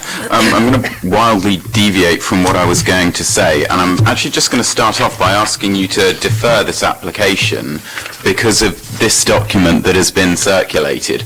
I have been frantically trying to get my head around it since I was given it at the start of the meeting, but actually having a 5-page document that is meant to complement an 8-page document and read 2 of them while trying to pay attention to the meeting and make my previous deputation is almost impossible. I'm sure you've all read your papers before this meeting, but I doubt that any of you have had the chance since this meeting started to read this. I have no idea what most of it says. I apologise if the rest of what I'm going to say is completely accounted for within it, but residents, councillors and you yourselves as the committee members are actually unable to make a decision unless you have fully understood the reasons laid out before you. Planning is the only committee where when you make a proposal, you have to give a reason with it. At full council you can propose whatever you want, but the reasons matter, and I can see by the fact you've all just picked up the document that understandably, none of you have read it because you've just been given it and you've been in a meeting since then. So how we are able to effectively respond to the reasons and how you are able to make a decision on reasons that you've not had a chance to absorb is clearly impossible. That said, the points I was going to make that I hope are not completely invalidated by anything within this are as follows. I remember when I was in school, a friend of mine who was extraordinarily gifted at maths told me, and I have no idea if this is true, that apparently it's possible as a paradox within maths to prove that 0 must be equal to 1. I don't know if that's true, and thankfully I can't remember any of the process that he went through to demonstrate it. You'll be glad I can't duplicate it, but I can only assume that he has gone on to become a planning inspector, because that is effectively the result of what we are doing here. So the logic of this property is that because it was being used as a 3-bedroomed HMO, without permission, but it was being used as one, it counted as an HMO. Now, because HMOs are 3 to 6, then 3 was equal to 6. 3 became 6, and because 6 is basically 7, even though it's not, it's the difference of 1, 3 has now become 7, and it should now be allowed to become a super HMO. And then why not come back in a month's time and ask for it to become 8? Because 8 is basically 7. In fact, I'm given to understand that the nature of numbers is that as long as you keep adding 1 at a time, you can theoretically go from 1 to 6 to 50. I don't believe science has yet discovered the limit of what number you could reach if you keep adding 1 at a time. I've used the analogy at this committee before about the ladder of each incremental bedroom being the straw that breaks the camel's back. Frankly, right now, the ladder is a camel lying on the floor with a broken back under bales of hay, and we're backing up a truck to dump more on it. And as long as we add each straw individually, it doesn't matter. It can't possibly make a difference. The effect of our planning process, if you approve this application, is not actually to prevent intensification. It's just to require that intensification be done incrementally, which is of no benefit to landlords, as we've heard, who are frustrated by how long everything takes, and it's of no benefit to residents. Now, previously, our SPD didn't call for you to consider the impact of additional bedrooms. The current one does, but then this report says that 1 bedroom can't possibly make a difference. If you can't draw the line somewhere, you draw it nowhere. If the difference between 6 and 7 is immaterial, why does C4 planning permission have a limit of 6? Why not simply make it unlimited? Because there is no difference between 6 and 7. I don't want to get Big Brother on you, but I would argue that please acknowledge that 7 is not 6. Acknowledge reality and reject the application.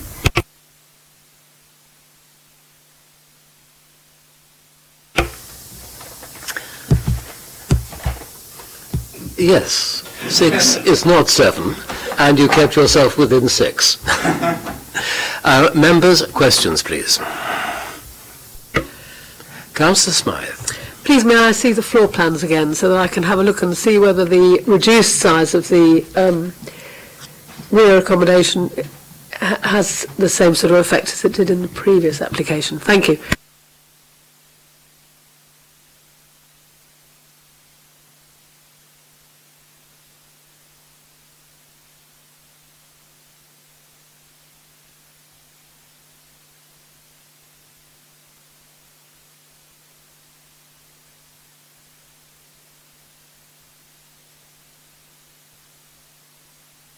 Sorry, we have a room there with 2 doors in it, and the 1 door back into the corridor.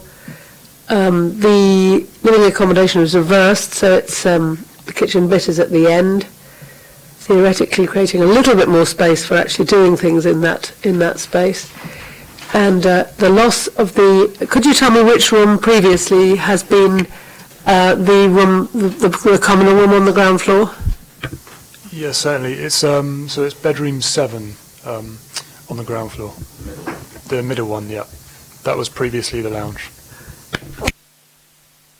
I'm pleased to note that Margate Road has been transferred into Lakeside Business Park.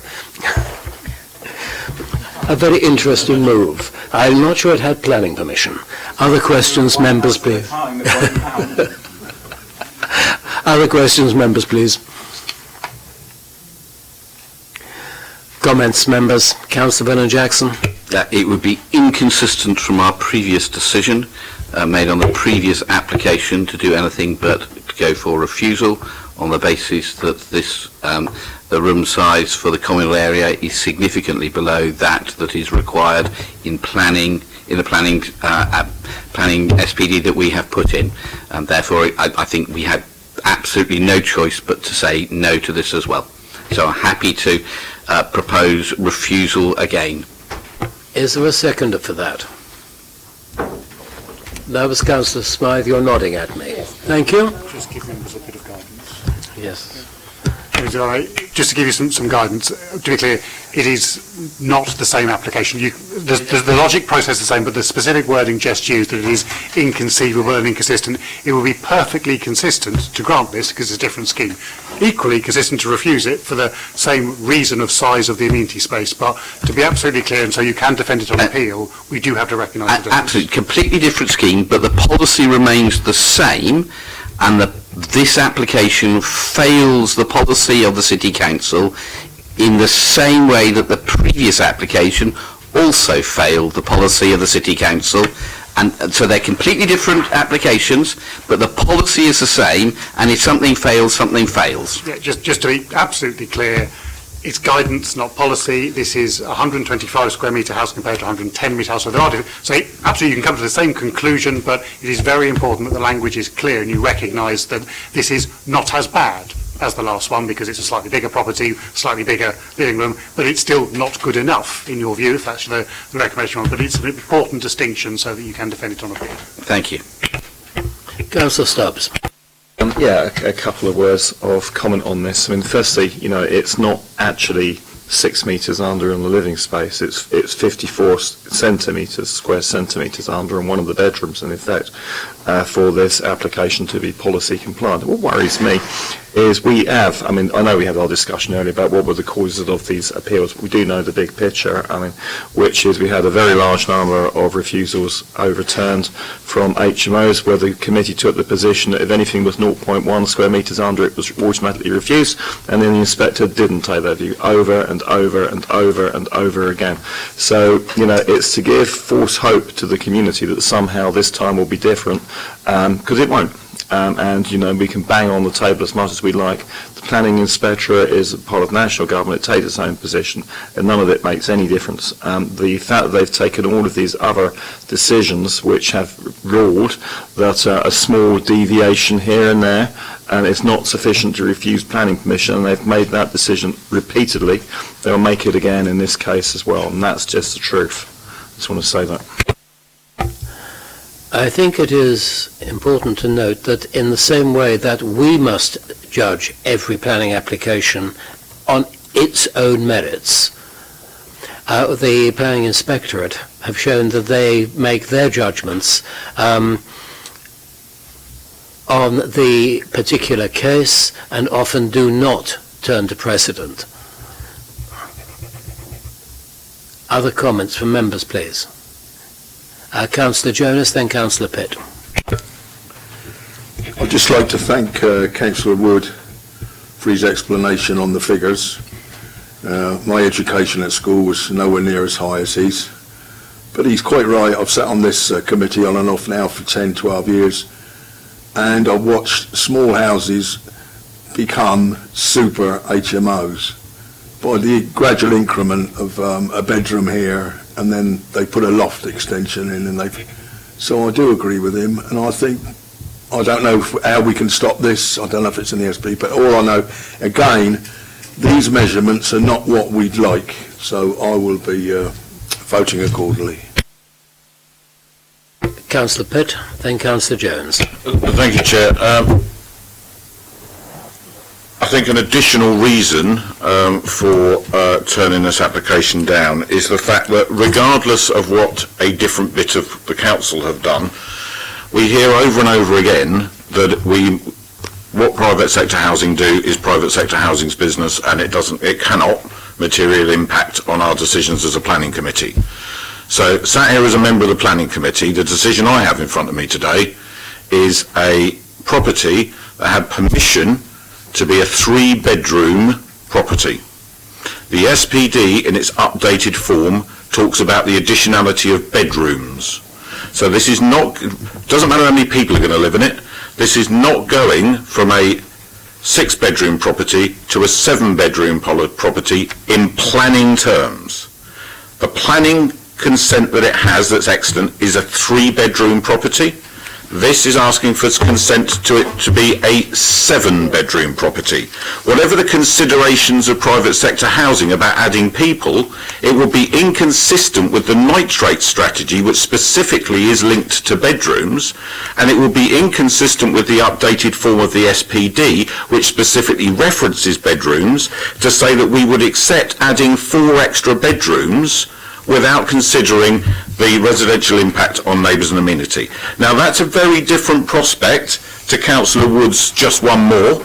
This is talking about turning a 3-bedroom property in planning terms into a 7-bedroom property in planning terms. And I think there is a very different case to be heard by the inspectorate, and I would like the council to get the inspectorate's view very specifically on that point. That in planning terms, 3 has become 7, regardless of what it was licensed for, which we have been repeatedly told we can only reference, look aside to, but cannot look at as a material consideration to our decisions. That's why the previous head of private sector housing was being brought to the planning committee, and that process stopped because we were advised that we were making decisions for the wrong reasons. So I'm happy to accept that we were making decisions for the wrong reasons because we were looking at licensing. So I'm going to completely ignore the licensing issues of how many people are licensed to live here and say that adding 4 extra bedrooms to a 3-bedroom house is evidence of significant harm due to the fact that this particular house, in a 50-metre radius of an Article 4 directive that we know stands up with the inspectors, is effectively adding more than 1 extra house, and therefore we should be able to evidence the harm that we know occurs due to the additional evidence of littering, noise and disturbance that are also in the appendix to the updated version of the SPD. Now, having said that, I do understand that an SPD's purpose is to expand on policy. And our policy, as it was written, was mainly intended to look at the density of the physical number of houses, albeit this is in a way a fictional extra house that exists being crammed into a street, but it was to look at the number of houses being used as HMOs. So for us to use that in the way that we are with the SPD, whilst it clearly does carry weight with the inspectors because they say that they have given it due weight and consideration, it's not enough. So I think that Ian and Eze will confirm that in light of these applications coming through and being run through the criteria of the new SPD, I've already asked them that when we're looking at the Portsmouth plan, we are looking at specifically considering removing permitted development rights to certain classes of property in order that we can do what the residents have been asking us to do for 10 years, and that is maintain, wherever we can, mix and balance communities in those parts of the city where that whole premise has been completely undermined. In addition to that, we need to look at whether or not an interim measure will be to explore a second, not a change to, but a second Article 4 direction to suspend all permitted development to C4s and sui generis properties within these two areas of the city, which is the northern part of Central Southsea Ward and St Thomas Ward around Balladder, where there is an over-intensification of HMOs. So that needs to happen. We need to engage with the Planning Inspectorate and the Secretary of State around that, because we have, all of us as a planning committee, stated our intention and our request of the officers to be able to come up with a policy, because we all recognise there are too many HMOs and now SUI HMOs in these areas. We have asked for that tool. The officers cannot provide us with that tool from the current level of policy that we have, so we need a new policy. Thank you. Councillor Jones. I completely agree with what Councillor Pitts just said there about needing a new policy. I think we also need a new national policy. Well, we need a national policy movement as well to really help us out. So, but we can obviously come back, as I said earlier, to that conversation after this meeting's finished.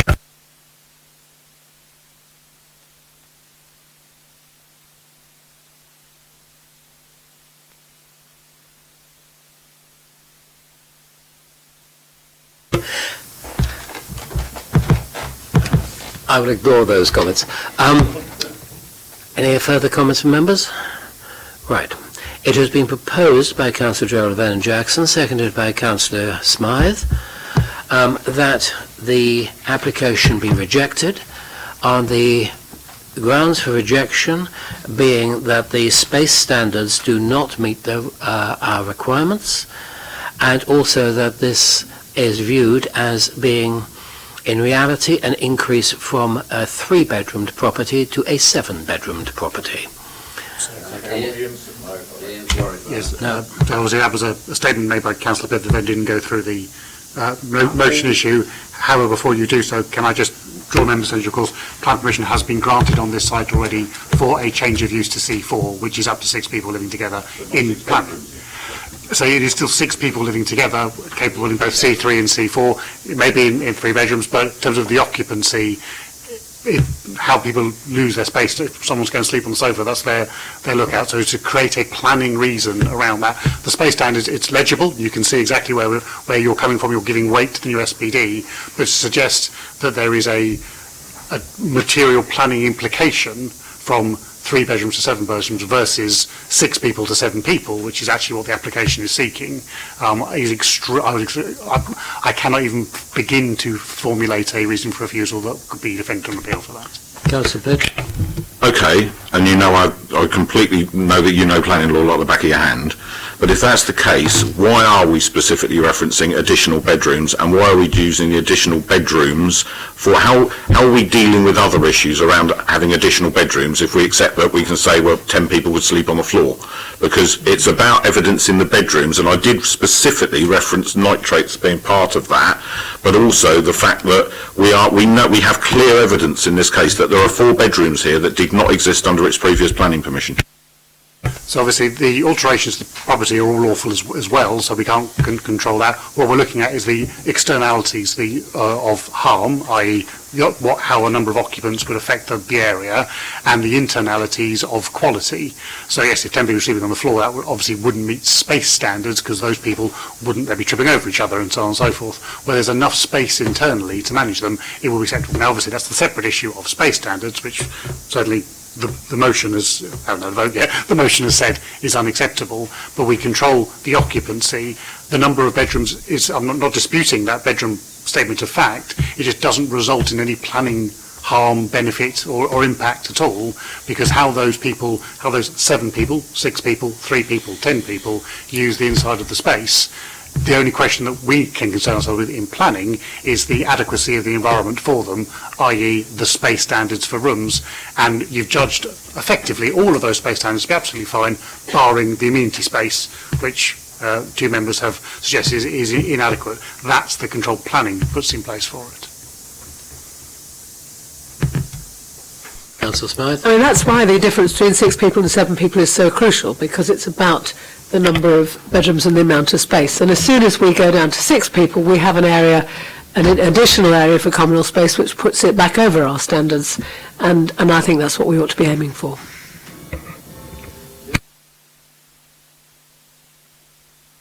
It has been proposed, the rejection has been proposed by Councillor Vernon-Jackson, seconded by Councillor Smythe. Those in favour of rejection, please show. Those against, please show. Those abstaining, please show. Thank you. The application is rejected. Thank you very much.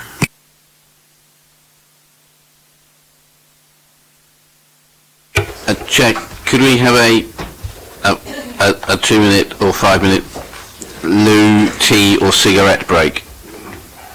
Let's be clear, because last time there was a big argument about how There was a huge argument. That's right. See, I'm deeply flexible about whether you go for deeply flexible. Cigarettes, tea or smoke. Give them 6, they'll be back in 7. Yes, give us 6, we'll be back in 7. I will give you 6 minutes, which means that I expect people to be back here by 7 minutes before 3. 7 minutes before 3. Anybody inhale a pizza, what will do with that?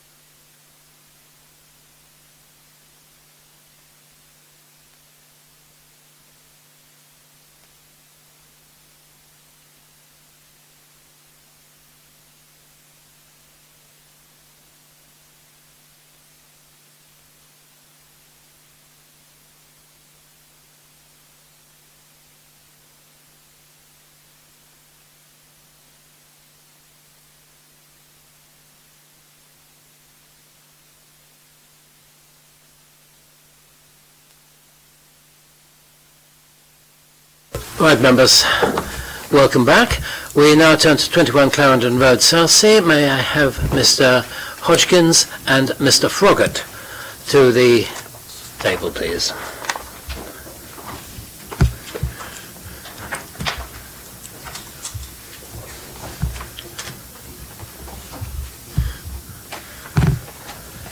Right.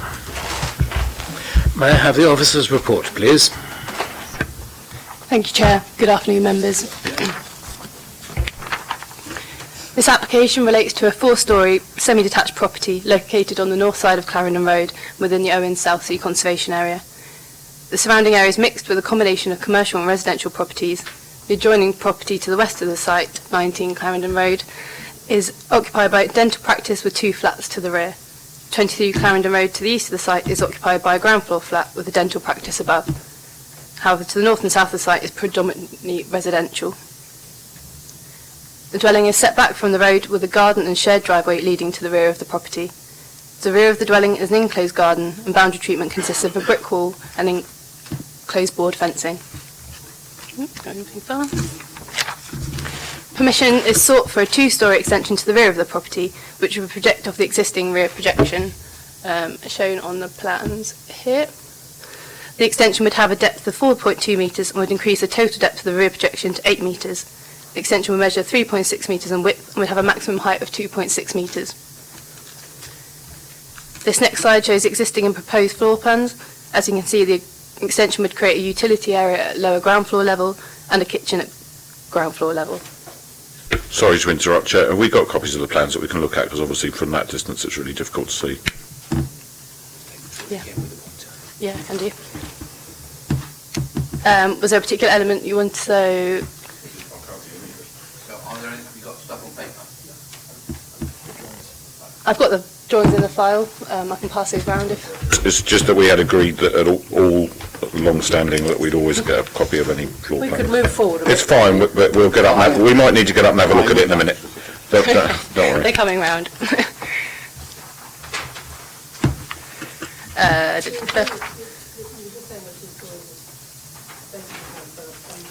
Yeah, that's fine.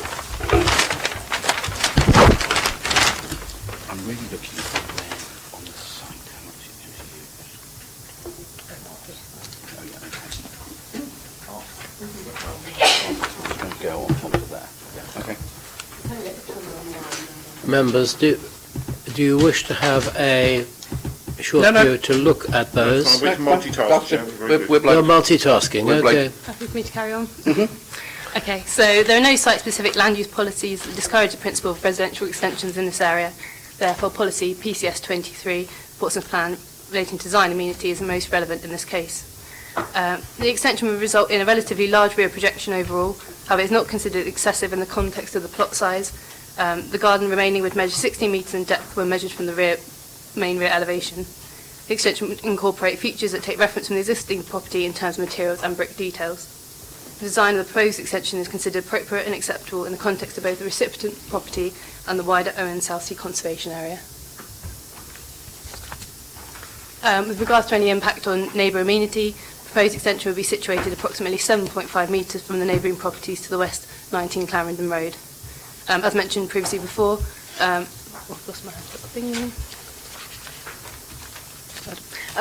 the main property is occupied by a dental practice. However, there are 2 flats with the rear extensions shown above. So this is the main dental practice and a flat here and then a lower ground floor basement flat there, as you can see there. To assess any impact in terms of overshadowing, shadow diagrams were submitted during the course of the application. Due to the north orientation of the rear elevation of the properties, 19 Clarendon Road would be affected most in the morning before the sun moves round to the south.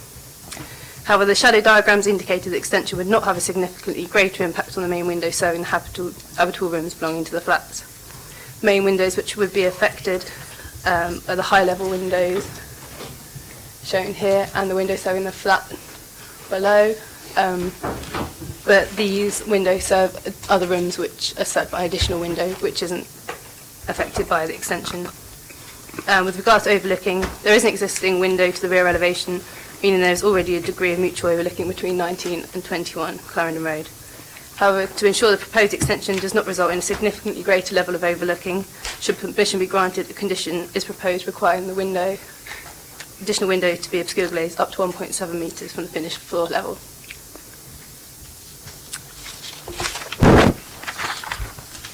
This photo was taken from the rear window of 19 Clarendon Road, which serves a treatment room belonging to the dental practice.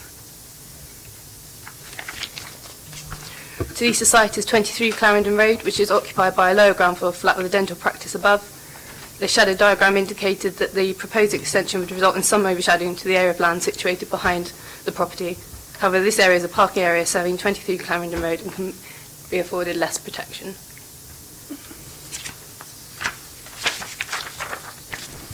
With regards to neighbouring properties to the north of the site, there would be a minimum separation distance of 20 metres between the rear elevation of the proposed extension and the rear elevation of the neighbouring properties along Stanley Street. This is considered to be an acceptable distance so as not to result in any overshadowing. A window is proposed to the north elevation here. However, there is considered to be an adequate separation distance between the properties so as not to result in significant level of overlooking. So to conclude, having regard to all material considerations, raised representations and planning policy, is concluded that the development is acceptable and capable of support subject to conditions. Thank you very much. Mr. Hodgkins, Mr. Froggatt, you have 12 minutes between you. Thank you, Chairman. Good afternoon, everybody. I live in Stanley Street, number 36, directly behind the rear of 21 Clarendon Road, and I'm one of the 4 people who've objected to the proposed extension. I would like to emphasise to the committee the main area of concern that I have, which is the intrusive impact it will have on my property. The report to the Planning Committee, published on the 30th of December, following a site visit, refers to a single window, and we're looking at it now. A single window on the north elevation. This is incorrect, as the proposal is for a large expanse of windows, 6 times larger than the existing single window, and a looming 4 metres closer to my property. These windows would look directly into my sitting room, on the same level, and on the floor above into a bedroom, and at night time would create a wall of light. The windows are wholly inconsistent with the style of those in the main building and in neighbouring properties, which are predominantly sash windows. The neighbouring properties to the east of Clarendon Road, on Clarendon Road, numbers 23 to 35, have all retained their Victorian integrity. The extensions that already exist to the west are flats built to the rear of commercial premises and were built several decades ago. I do not believe that they would get planning permission nowadays, and this application is for a private residence. Now, over the last 12 months, the owner of number 21 has felled a large tree on the northern perimeter of the property, either legally or not, I don't know, and removed solid wooden panelling which ran along the length and on top of the brick wall. Now, both these factors have already contributed to a loss of privacy in my property, as you can see from that photograph. This proposed extension would significantly increase this intrusion. I do not think, therefore, that the committee report fully reflects the practical reality of this proposal. A looming extension compounded by a wall of windows, impacting on the amenity of my property and indeed those of my neighbours. So I would urge the committee to consider the proposal carefully, especially taking into account the objections that have been received from Stanley Street residents. Please come to my sitting room. to see the reality of what is proposed. Thank you all very much. Chairman, councillors, good afternoon, and thank you very much for the opportunity to speak. As a resident who has made a representation, I would like to set the context as to why I feel so strongly against this proposal. My family and I have lived very happily at 40 Stanley Street for nearly 23 years. Collectively with my neighbours at 36 and 38, we total just over 80 years of facing towards the rear of 21 Clarendon Road. We're all proud to have lived and be living in this conservation area and Portsmouth's best kept secret. In your committee report dated 30th of December, you have generated several facts and made assumptions that are not wholly based on the ground reality, but rather to support the conditional decision I expect you may have already reached as a committee, that the proposal be approved. At your site visit last month and in the subsequent summary report, it is not clear why you did not engage with those residents in Stanley Street who raised not unreasonable objections on whom the proposal will have the most impact, but you claim to have done so. So let me move through my three main concerns. Firstly, the size of the proposal does not in any way whatsoever preserve or enhance the character and appearance of Owen's Southsea Conservation Area. I believe it is in direct contravention to Section 72 of the Planning Act 1980, that special attention, as set out in the Act, has not been paid. Additionally, you have not made clear what the merits of the site are. The proposal does not enhance the character or appearance of the area, as it cannot be seen from Clarendon Road or anywhere else unless you are a resident on the south side of Stanley Street. It does not respect local context, heritage and street pattern. In particular, the scale and proportion of the proposal is out of scale to surrounding buildings. Please consider the remaining properties in Clarendon Road to the southeast of number 21, where there are no extensions, as has already been mentioned. How can Owen Star Conservation be retained and encouraged by an out-of-proportion two-storey add-on to a property? There were good reasons the Victorians left the distances they did between adjacent roads and properties, encouraging a village suburb with lined trees in front of courtyard gardens at the rear. The Victorians also scaled main windows in proportion to a classical ratio, not so with the proposal window on the north elevation of this extension. You yourself in the report acknowledge that it would be larger, but somehow still consider it compatible to location and scale of the extension. I am puzzled. Secondly, your report on the overshadow study considers the impact on the basement flat at number 23 Clarendon Road only, as previously briefed, and on which it would appear you have based your decision or may base your decision. You have conveniently ignored in totality all properties to the northeast, that is numbers 34 to 44 Stanley Street. Number 23 basement flat does not have a garden, and I have never seen its residents sitting in the car park that is to the rear.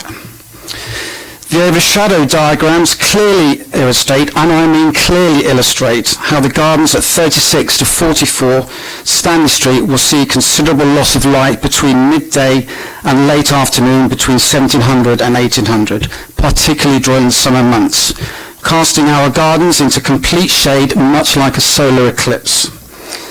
How very disappointing for us as residents who enjoy our southwest facing aspect and the benefit this brings for our gardens and outside living. Indeed, this loss of light will last longer than a solar eclipse, creating a very much increased sense of enclosure.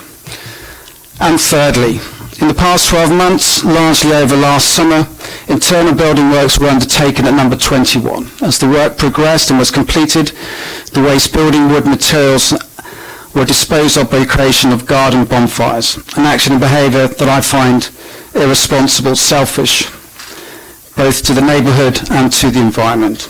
In addition, as previously mentioned, a tree of significant size and stature was in the same period over the course of 2 to 3 days felled and the stump ground out. Again, this tree was disposed of via several bonfires that generated solid particulates with considerable acrid, thick and choking smoke, requiring me to close all house windows, recover washing from the line, and then I'll be able to use my garden while the bonfires burned. Many of these bonfires smouldered throughout the night, and this was on some of the hottest days of last summer. Consequently, I have very, very deep reservations that the applicant has any real and genuine intent to use 21 Cloudham Road for long-term residential private purposes. Why do I say that? Because the proposed northwest elevation is symmetrical. Could you please go back to the rear elevations with two separate lower ground floor doors and each with an upstairs and downstairs window. Additionally, there is no door between the rooms on the lower ground floor. This looks suspiciously like two self-contained buildings, one house now, but on completion, who knows. In summary then, this proposal, as currently proposed, would impact significantly on the residential amenity of surrounding properties, in particular the residents of 34 to 44 Stanley Street. Contrary to your report, it is incongruous and excessive in the context of the plot size and surrounding properties, failing the rules for a conservation area and adding no value whatsoever to Owen's vision of Southsea. Considerable overshadowing will bring loss of natural sunlight to gardens and properties on the south side of Stanley Street. There will be direct overview for some, and it impinges on the pleasure of relaxing in the summer months in one's garden, all of which you have failed to consider fully. The main focus in the report, it being the closest property, has been exclusively been on the basement flat at number 23 that overlooks a car park. You conveniently ignored Bring all... yourself to a conclusion. You've had the... You've conveniently ignored all the residents on the south side of Stanley Street. I've asked the committee direct this oversized two-storey proposal be declined and a shorter extension considered. Thank you. Thank you very much, gentlemen. Members, questions? Councillor Smythe. Can I see again the plan that shows the depth of this new proposed extension with other extensions in the street? Yeah, that one in the corner. I'm sorry, I'm going to have to walk over to see that. It's extremely small. It's on here. Yes, I thought so. My second question is about, in fact, I assume, looking at the plans, that this was about, and also an application for two dwellings. That's proposed. Okay, thank you. Yeah, thank you. This extension consists of two kitchens, one above the other. It looks very like it already is a flat downstairs, and yet I don't think they have planning permission for that. Am I confused, or is that the case? As far as I'm aware, the property is only being used as one individual dwelling. Should they decide they want to subdivide in the future, they would have to apply for planning permission, so it would obviously be within the control of the local planning authority. I don't understand why they've got two kitchens, one above the other, and that sort of thing. Did you ask them? Did you have a conversation?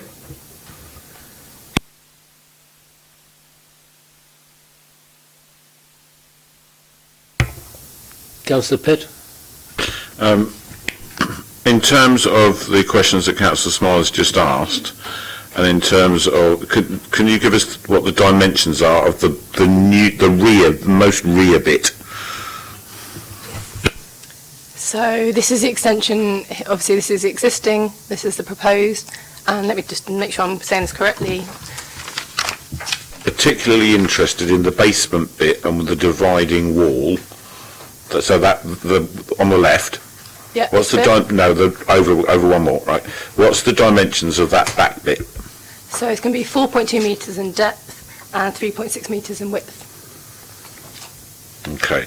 So I would, because I'm just trying to, the residents who are objecting have raised some issues here, and I agree with Councillor Smythe. I mean, it looks like two small houses on the back of a big house, but I think I'm right in saying that at those dimensions, it wouldn't be capable of being supported as a separate dwelling, would it?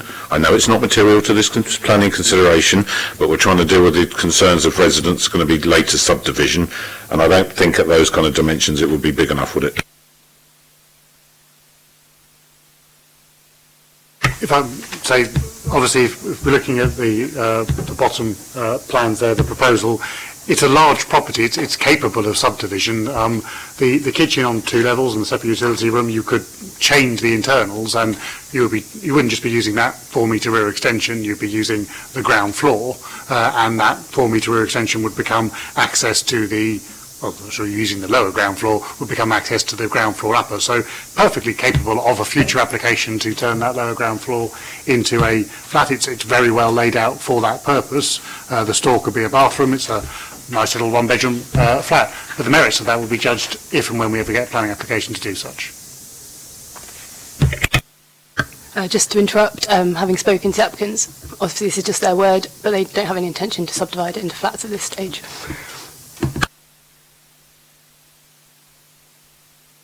Councillor Jonas, then Councillor Vernon-Jackson.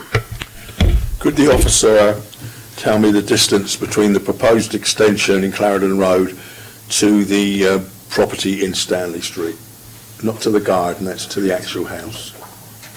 So it's 20 metres from the rear elevation of the proposed extension to the rear elevation of the closest property on Stanley Street. So it's across their garden into the... Yeah. Thank you.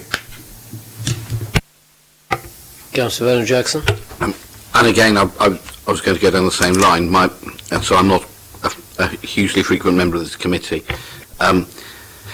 So my memory is that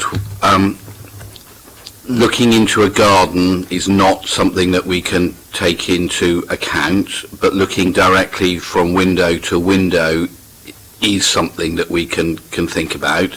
But there is a distance that is, probably not a hard and fast one, but a distance that is considered acceptable or not acceptable.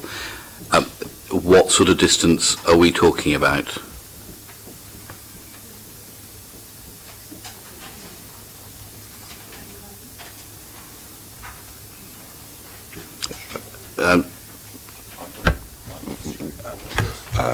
Thank you, Councillor. In every situation, what will be looked at will be the context. So if there's mutual overlooking, which will be the case in this instance, and we'll be looking at what is the level of overlooking in terms of the garden area and in terms of the private raised amenity spaces within the individual dwellings. At the moment, what we have here is probably about 20 meters setbacks from dwellings, and there's quite a lot of windows overlooking gardens, overlooking amenity spaces, overlooking bedroom spaces also. So with this 20-meter setback, I would say, in my own experience, that is sufficient. And looking at the context, with where you have quite a number of windows at upper floor levels also, again, there's mutual overlooking from Stanley Street to Clarendon, and from Clarendon onto Stanley Street. Okay. Thank you. And as would it be appropriate, even there's a 20-meter gap, if there was a concern about overlooking, to say that the new windows on the new extension should all be obscured glass? With respect to conditions, it has to be tested, whether it's appropriate to what is being proposed. In this instance, it would not be, because at the moment, if one looks at, there are single stories rear extensions there that have windows facing Stanley Street, and I'm not quite sure if those windows are obscure glaze or not. But then one other consideration would be the setback of that window to the nearest private space within those dwellings on Stanley Street. And at 20 meters, and with considering that there are upper floor windows that have what I probably say vintage views to those dwellings in Stanley Street, I find it quite difficult to defend that condition where members to propose it. Councillor Pitt. Thanks, Chair. Just trying to hone down on something a bit here. Page 13, third paragraph. According to the report, and I've read it 3 times, but maybe I'm reading it wrong. It's 16 metres from the back of the property as it stands to the garden wall, and then 12 metres from the garden wall to the back of the property in Stanley Street. Is that right? I believe so, yes. Well, that's 28 metres, and the proposed extension, I believe, was 4 metres. So I make that distance 24 metres, not 20 metres. Am I right, or is 20 metres right? believe they do vary in line with the dwellings as one looks at it. So depending on also the setback of each individual dwelling. So they're not all in the same line, I would say. I wouldn't say they are in parallel line. Okay. So the closest property measured from Stanley Street is the minimum of 20 metres. Councillor Smythe? We had some claims of shadowing, and I don't understand. Could you show us the model of shadowing for the Stanley Street properties? I understand about the shadowing that there might be to the next door properties. Oh, thank you.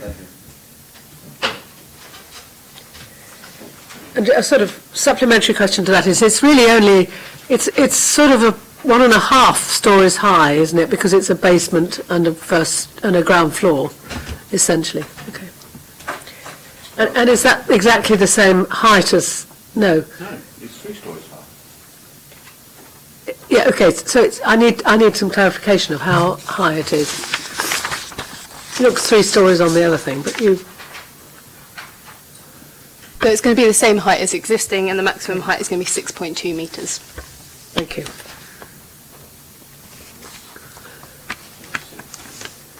Whilst members are thinking, a question from the chair concerning the fenestration at the rear. The size of that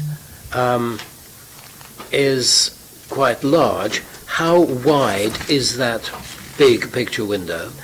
Is it a fixed window or is it an opening window? Because I think the questions of design really do hinge on questions of how that window works. You want the file back?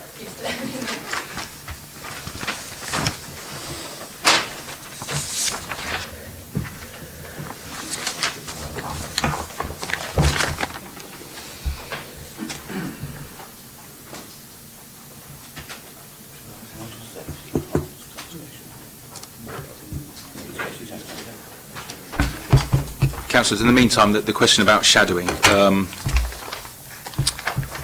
just get this right way around. Here's the property in question. So we're looking at its east elevation there. Could you go back one, please? So this is the south elevation facing Clarendon Road, and Stanley Street residences to the right-hand side, the north. So that the sun shines in the morning from where I'm pointing this pointer onto the east side. So the shadow cast by this property affects the next door property, which we've discussed in detail in the report. Cast no shadow to the north on Stanley Street. So obviously it's at midday. That's where the shadow is cast. But obviously look at the scale, even after the extension is built, look at the scale of the property.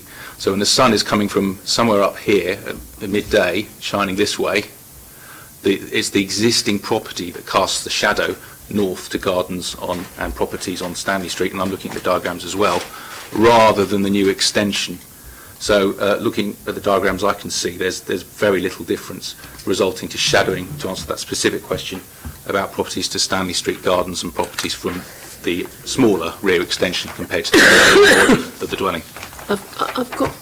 I've got the diagram in front of me, and I probably need to have a little more explanation. If I can see, I'm looking at 12 o'clock, that one, the top of that top page. If the extension were shorter or wasn't there in this, first of all, is that doesn't show that only shows the existing, doesn't it? We've got existing and proposed. Yep. We've got existing and proposed, and for both we've got in the middle of summer and the middle of winter. In the middle of summer, the sun is so high that the shadow from any part of the proposed property does not reach beyond the property's garden. So what I was talking about a moment ago is the middle of winter, when the sun's at its lowest point, but because it struggles to get over the property at all, it's at such a low angle that it shines. It doesn't shine at midday over the extension. It's blocked already by the main body of the dwelling. So that's why I say there's little or no material difference to the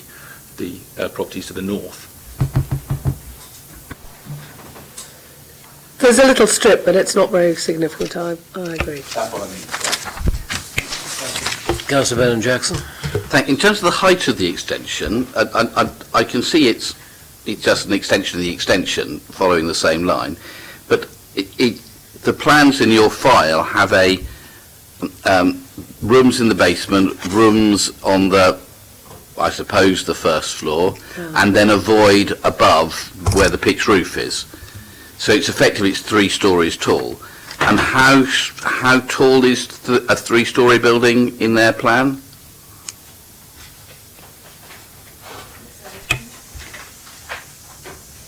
If I may, of course, height is depending on which bit, because it's a basement, so it's So you don't mention the bench. You don't. Well, I was just wondering. Actually, right, you ask, because obviously it's what's the relevant height is relevant compared to what the. Well, I don't want it just to be for. As a void. Well, A, we need to have an understanding of how big it really is, but B, I'm probably told off this, but we don't want it so small that only Oompa Loompas could live in it. So all the ceiling heights are more than adequate because they're matching existing ceiling heights. But so you have the basement level utility room, then you have the kitchen on the ground floor, and then it vaults up above it. Okay. And that total vault is the same. Obviously, there's a chimney in the existing rear outrigger, and it vaults up down a gable end on that same height. And obviously, the vast majority of that gable end picture window is servicing the vaulted empty space. Yeah. Okay. So height above ground level depends where you take the ground level. Yeah. And can I have an answer to my question on the fenestration? Okay, so the window would measure 2.3 metres in width. I don't have any details regarding openings, I'm afraid. It is not an opening window. I don't know from the information they provided. If I may say so, without any, it would be capable of being clearly glazed and opening. Clearly, that would be for the household to decide how they wish to operate the window. So, the assumption will be some of those panes may well be opening. Yeah. Are there any further questions from members? Comments, please. Question. Oh, question. Councillor Pitt. Because of if you took the 2 triangular windows off the top, which are the vaulted bit, and it was square, the amount that you would be able to see from there towards Stanley Street would be very different from the amount you might be able to see further back in that room, looking towards the Stanley Street neighbours. Does that make sense? Because you've got the bit you can look up through, whereas you wouldn't have that normally. So if you stood further back in the room, not right up against the windows, but further back, you would be able to look up through those 2 glazed panels at the building behind in Stanley Street. Have we given any consideration to that, or again, are you just saying that's part of the overall overlooking consideration and not what we'd normally do, which is directly out the back window, directly at the other house? It is slightly different than we normally would have, isn't it? Is you want to get it, Anna, or not? I think so. Considerations only being really given as if the person was stood at the window directly looking out.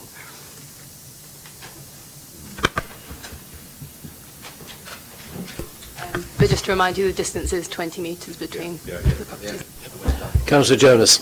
Any comments or questions? Are there any more questions? No, only a comment. Comments. Councillor Jonas, Councillor Vernon Jackson. It just strikes me, Chairman, that because it's a conservation area, I'm wondering why the owners didn't approach the planners and ask for some advice about this window, because it looks totally out of context to the rest of the building, and why they couldn't have gone for 2 traditional windows as on the 3rd story or 2nd story, whichever we're looking at it. Would have made it much, in my opinion, would have made it more, shall we say, Owen-esque. Only this looks like the end of a church. Just my opinion. Comment? Comment. Councillor Vernon Jackson.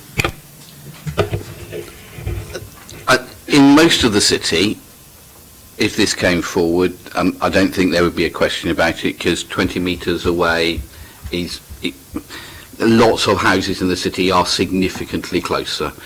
But this is in a conservation area, and that means our duty is different, as I understand it. And the test in terms of what the quality of the work needs to be is higher. As I understand it, we've got to make sure that we are preserving or enhancing the character and appearance of the area. Now, that's within the report. The question we have to answer is, does the proposal here enhance or conserve the character and appearance of the area? And my feeling, looking at the design, particularly of that large window, is that it doesn't. If they had come forward with something that was in keeping with an Owen design, you never know, you might have an argument.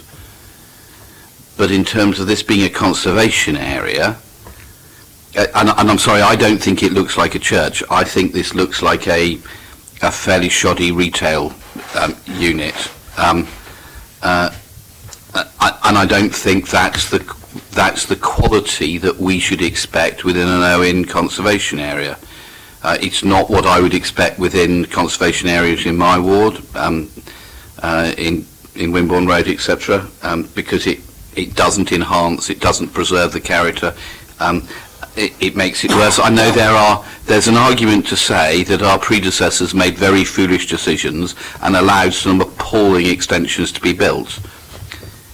It doesn't follow that we should maintain the mistakes of our predecessors and continue to make decisions where extensions are horrible.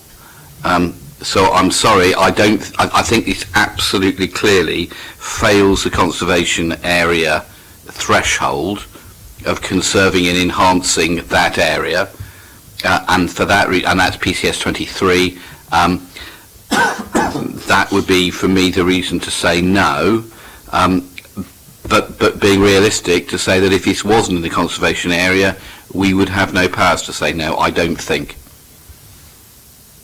So I'm happy to propose a refusal in terms of breaking the conservation area, which is, I think, PCS 23. Is there someone who will second that? Another question first. Okay. Could we condition some change to the fenestration at the back there? Because I take a similar line to Councillor Jackson, Vernon Jackson, that it really looks like an aberration in that situation. Could we have some more acceptable fenestration there? It might make a difference. It's always a tricky one, but yeah, certainly it's not uncommon to make also very legible and understandable. We can simply say, notwithstanding that shown on the approved plans, the rear-facing window of the extension shall be submitted for approval. We know exactly, it's obviously only serving one room, it's in one elevation, so yeah, it's something you could amend by condition should you wish. Yeah. Could think of appropriate wording, because I'm for that, because I would quite like to propose that we do think of that without doing. Councillor Vernon Jackson. I have to say I'm bemused by that. My understanding with this committee is that we have to take the applications as they're presented, not try to redraw them. If the applicant wanted to come back with a thing and defenestrate this in refenestrate, I think is what you're looking at. Okay, and at which point we're not going to mention Prague at all. But they've dung heap for them to land on, if my history is correct. But we have to. My understanding is we have to decide applications as they are presented, not redraw them, particularly when the applicant isn't here, according to what we might think might make them better. To assist, it's not for the committee to redraw an application on the fly, but certainly matters can be reserved to condition where it's sensible to do so. If the entire extension, its height, the gable end, the window, the materials was all unacceptable, I'll be saying, no, that's far too much to try and revisit. That's the whole application. But simply the design of one window in the scheme is the nature of a matter that could easily be reserved to planning condition. Not normally, but again, if members want to use committee time for that, that's something you could ask for. I keep my proposal of refusal. Do I have a seconder for that?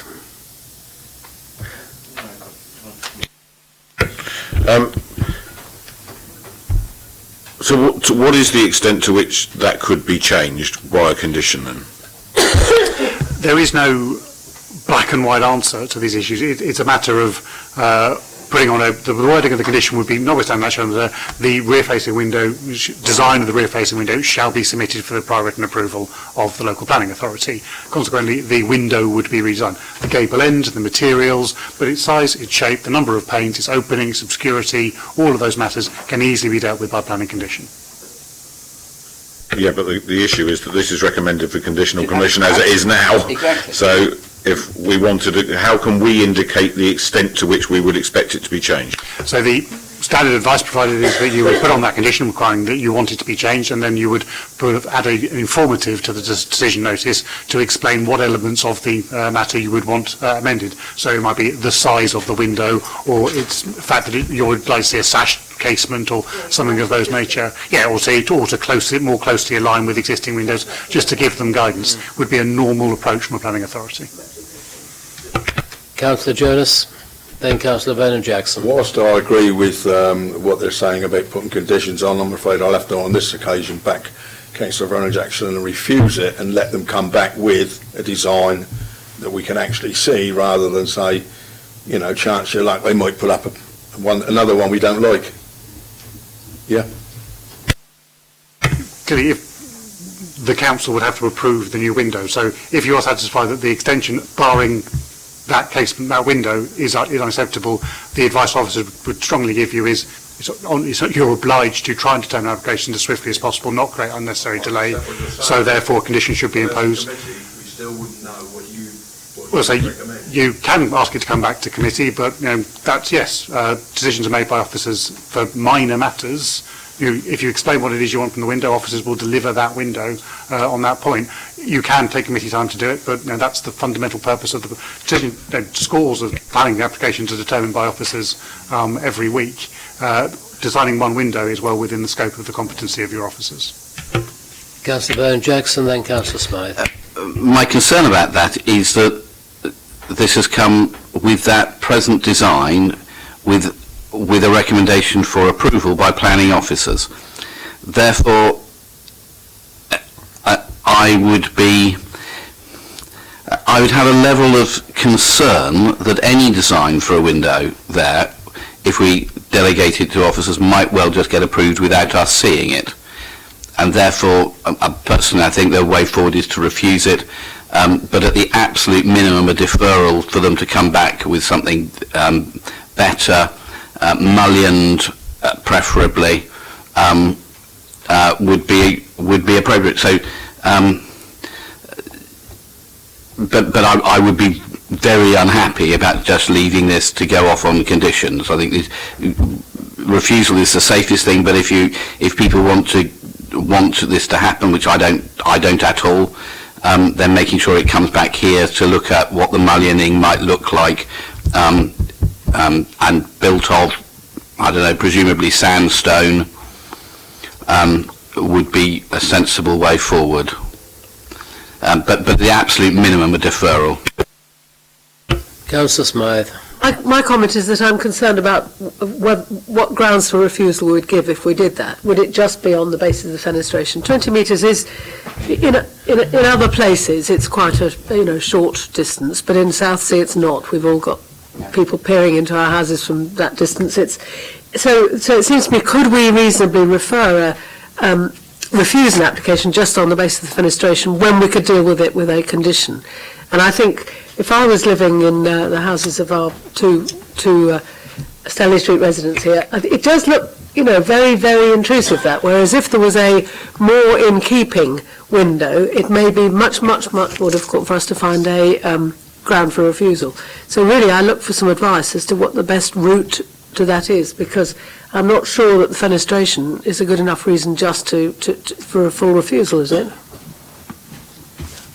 So a condition is to overcome a reason for refusal. So the expression, it's not been voted on, is that design is unacceptable, therefore should be refused.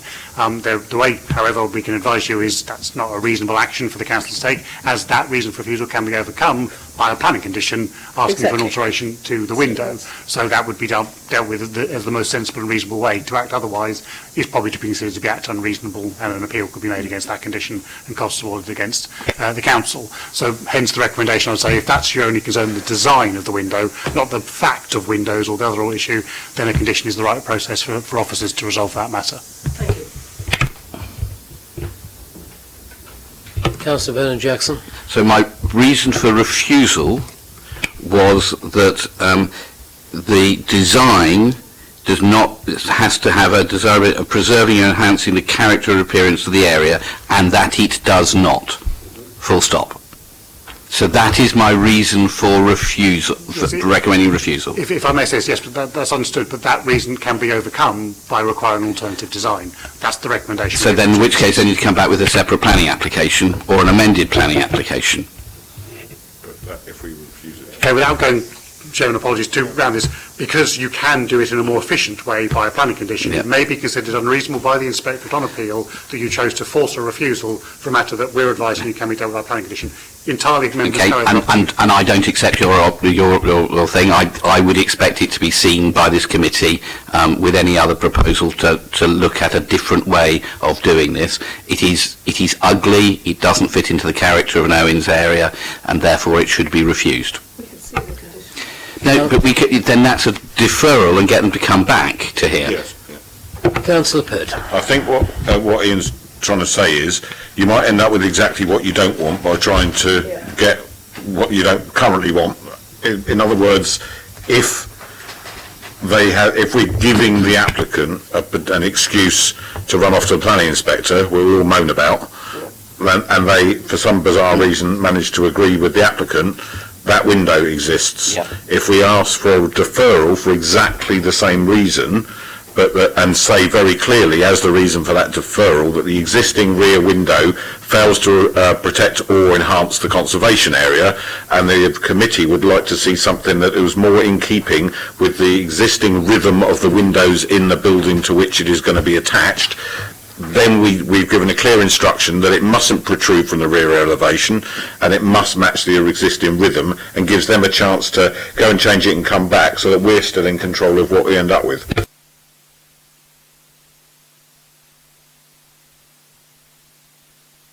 Oh, okay. Defer, is that what you... Okay, so I'll propose a deferral on that basis. Do I have a second? Everything he said, deferral? plus what I said. Who's seconding deferral? Sorry? For the window. Yeah, deferral.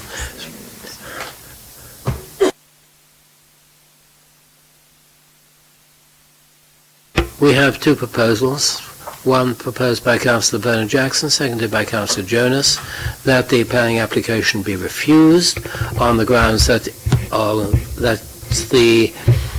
fenestration does not enhance or preserve the conservation area, and a second one on very much the same grounds, but deferral, asking for a revised plan to be brought back to us on matters of the fenestration. I'll take those in order. Councillor Bernard-Jackson's proposal for refusal. May I see those in favour? Those against? That is 2-2. As is normal on these occasions, the Chair has the casting vote, and the casting vote is to keep the matter open for discussion, and therefore I will go to the next proposal. The proposal we have from Councillor Pitt, seconded by Councillor Smythe, for deferral for improvement of the fenestration design. Those in favour, please show. That is carried. We have therefore decided to defer this with the requirement that it be brought back to us, and that the reason for deferral is that the fenestration is incongruous and out of proportion and style with the rest of the conservation area. Yeah? Preserve or enhance, okay, right. The old words. Preserve or enhance the conservation area. Right. Thank you, gentlemen. And thank you, the gentlemen who made their deputations. We now come to the last item on the agenda.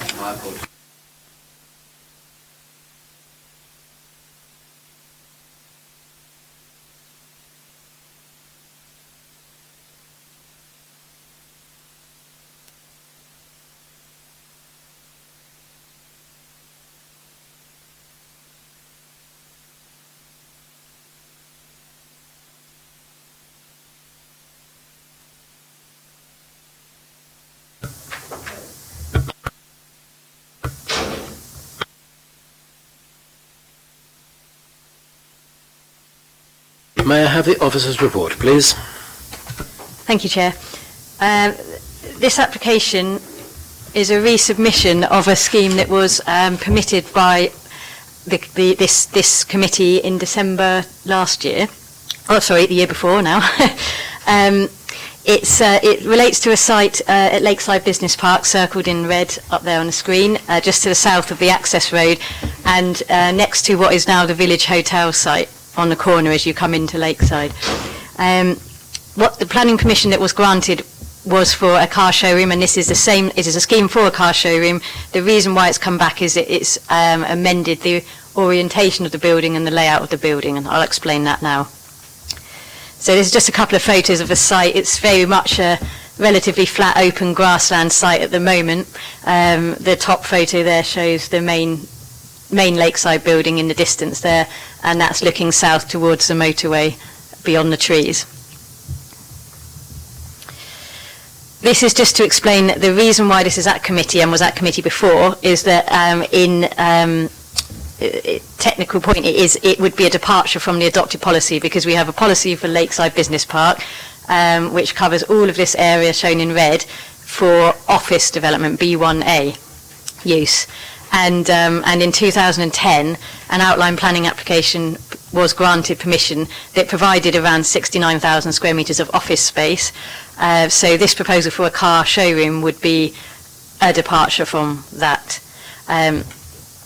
policy. This site also has a couple of nature conservation designations on it, which are quite significant.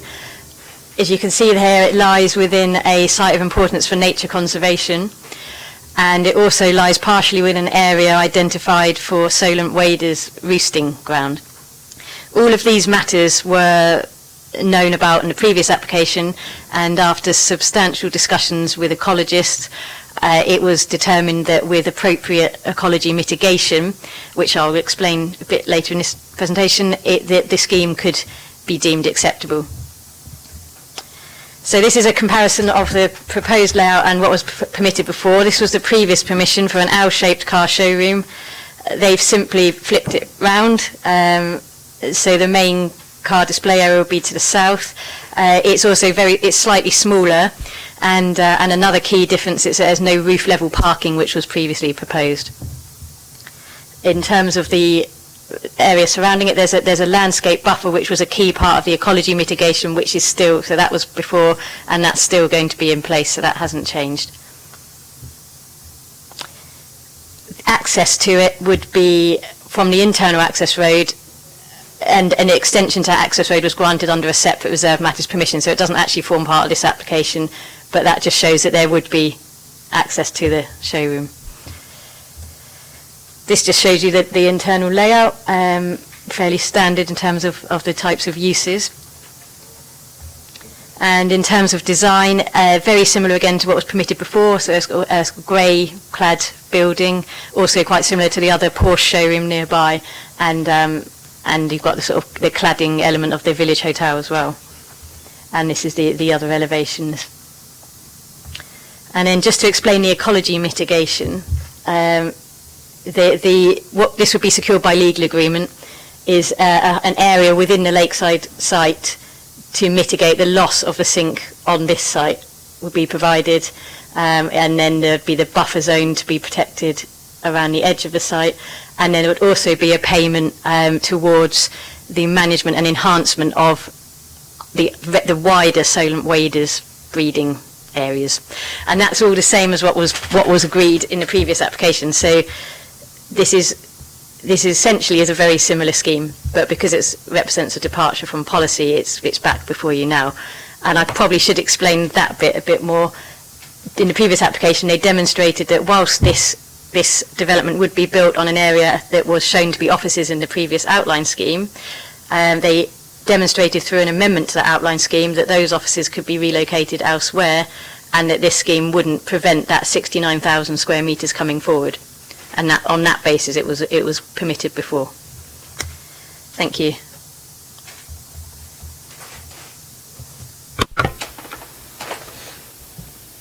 Members, we have this before us for a new layout. The policy we accepted some 13 months ago that this was acceptable. And so I think that the major concerns we have this afternoon are on whether the proposed layout of the site and the inversion of the building is acceptable in planning terms. Questions, please.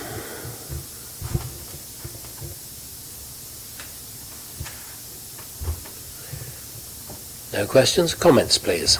Councillor Stubbs, Councillor Jonas. Well, you can almost see that everyone expects this to pass because construction work started here some little while ago, and it's kind of makes us all look a bit silly, really. I mean, look, there's nothing wrong with this application. It's really it has no impact on neighbouring sites, and it's a lesser amount of development than before. I mean, I understand why it's here for technicality reasons, but it really, morally, it doesn't need to be. I would have been quite happy for this to have been an officer decision, given how we've got to here and the previous consent.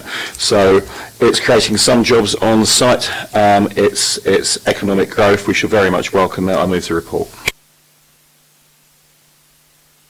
Mr. Jonas, Yeah, much the same as what Councillor Stubbs said, just to reiterate, there will be over 120 jobs created on this site, which is good for the local economy. And if anybody didn't know, for their information, they're probably the largest supplier of electric and hybrid vehicles in the country, which is a good thing for us to have that option. Thank you. Councillor Pitt. I think Councillor Stubbs is a councillor in need of a seconder. I'm happy to second. Right, okay. If Councillor Jonas wasn't, he didn't specifically say he was. I don't mind who does, as long as we do it. Councillors, okay, proposed by Councillor Cobb, seconded by Councillor Pitt. Any other? Okay, I put that to the vote. Those in favour, please share. That's unanimous. Thank you. Members, do you want to have a further short break before we move into consideration of plan? 5 minutes? Okay. To allow people to come across and deal with that.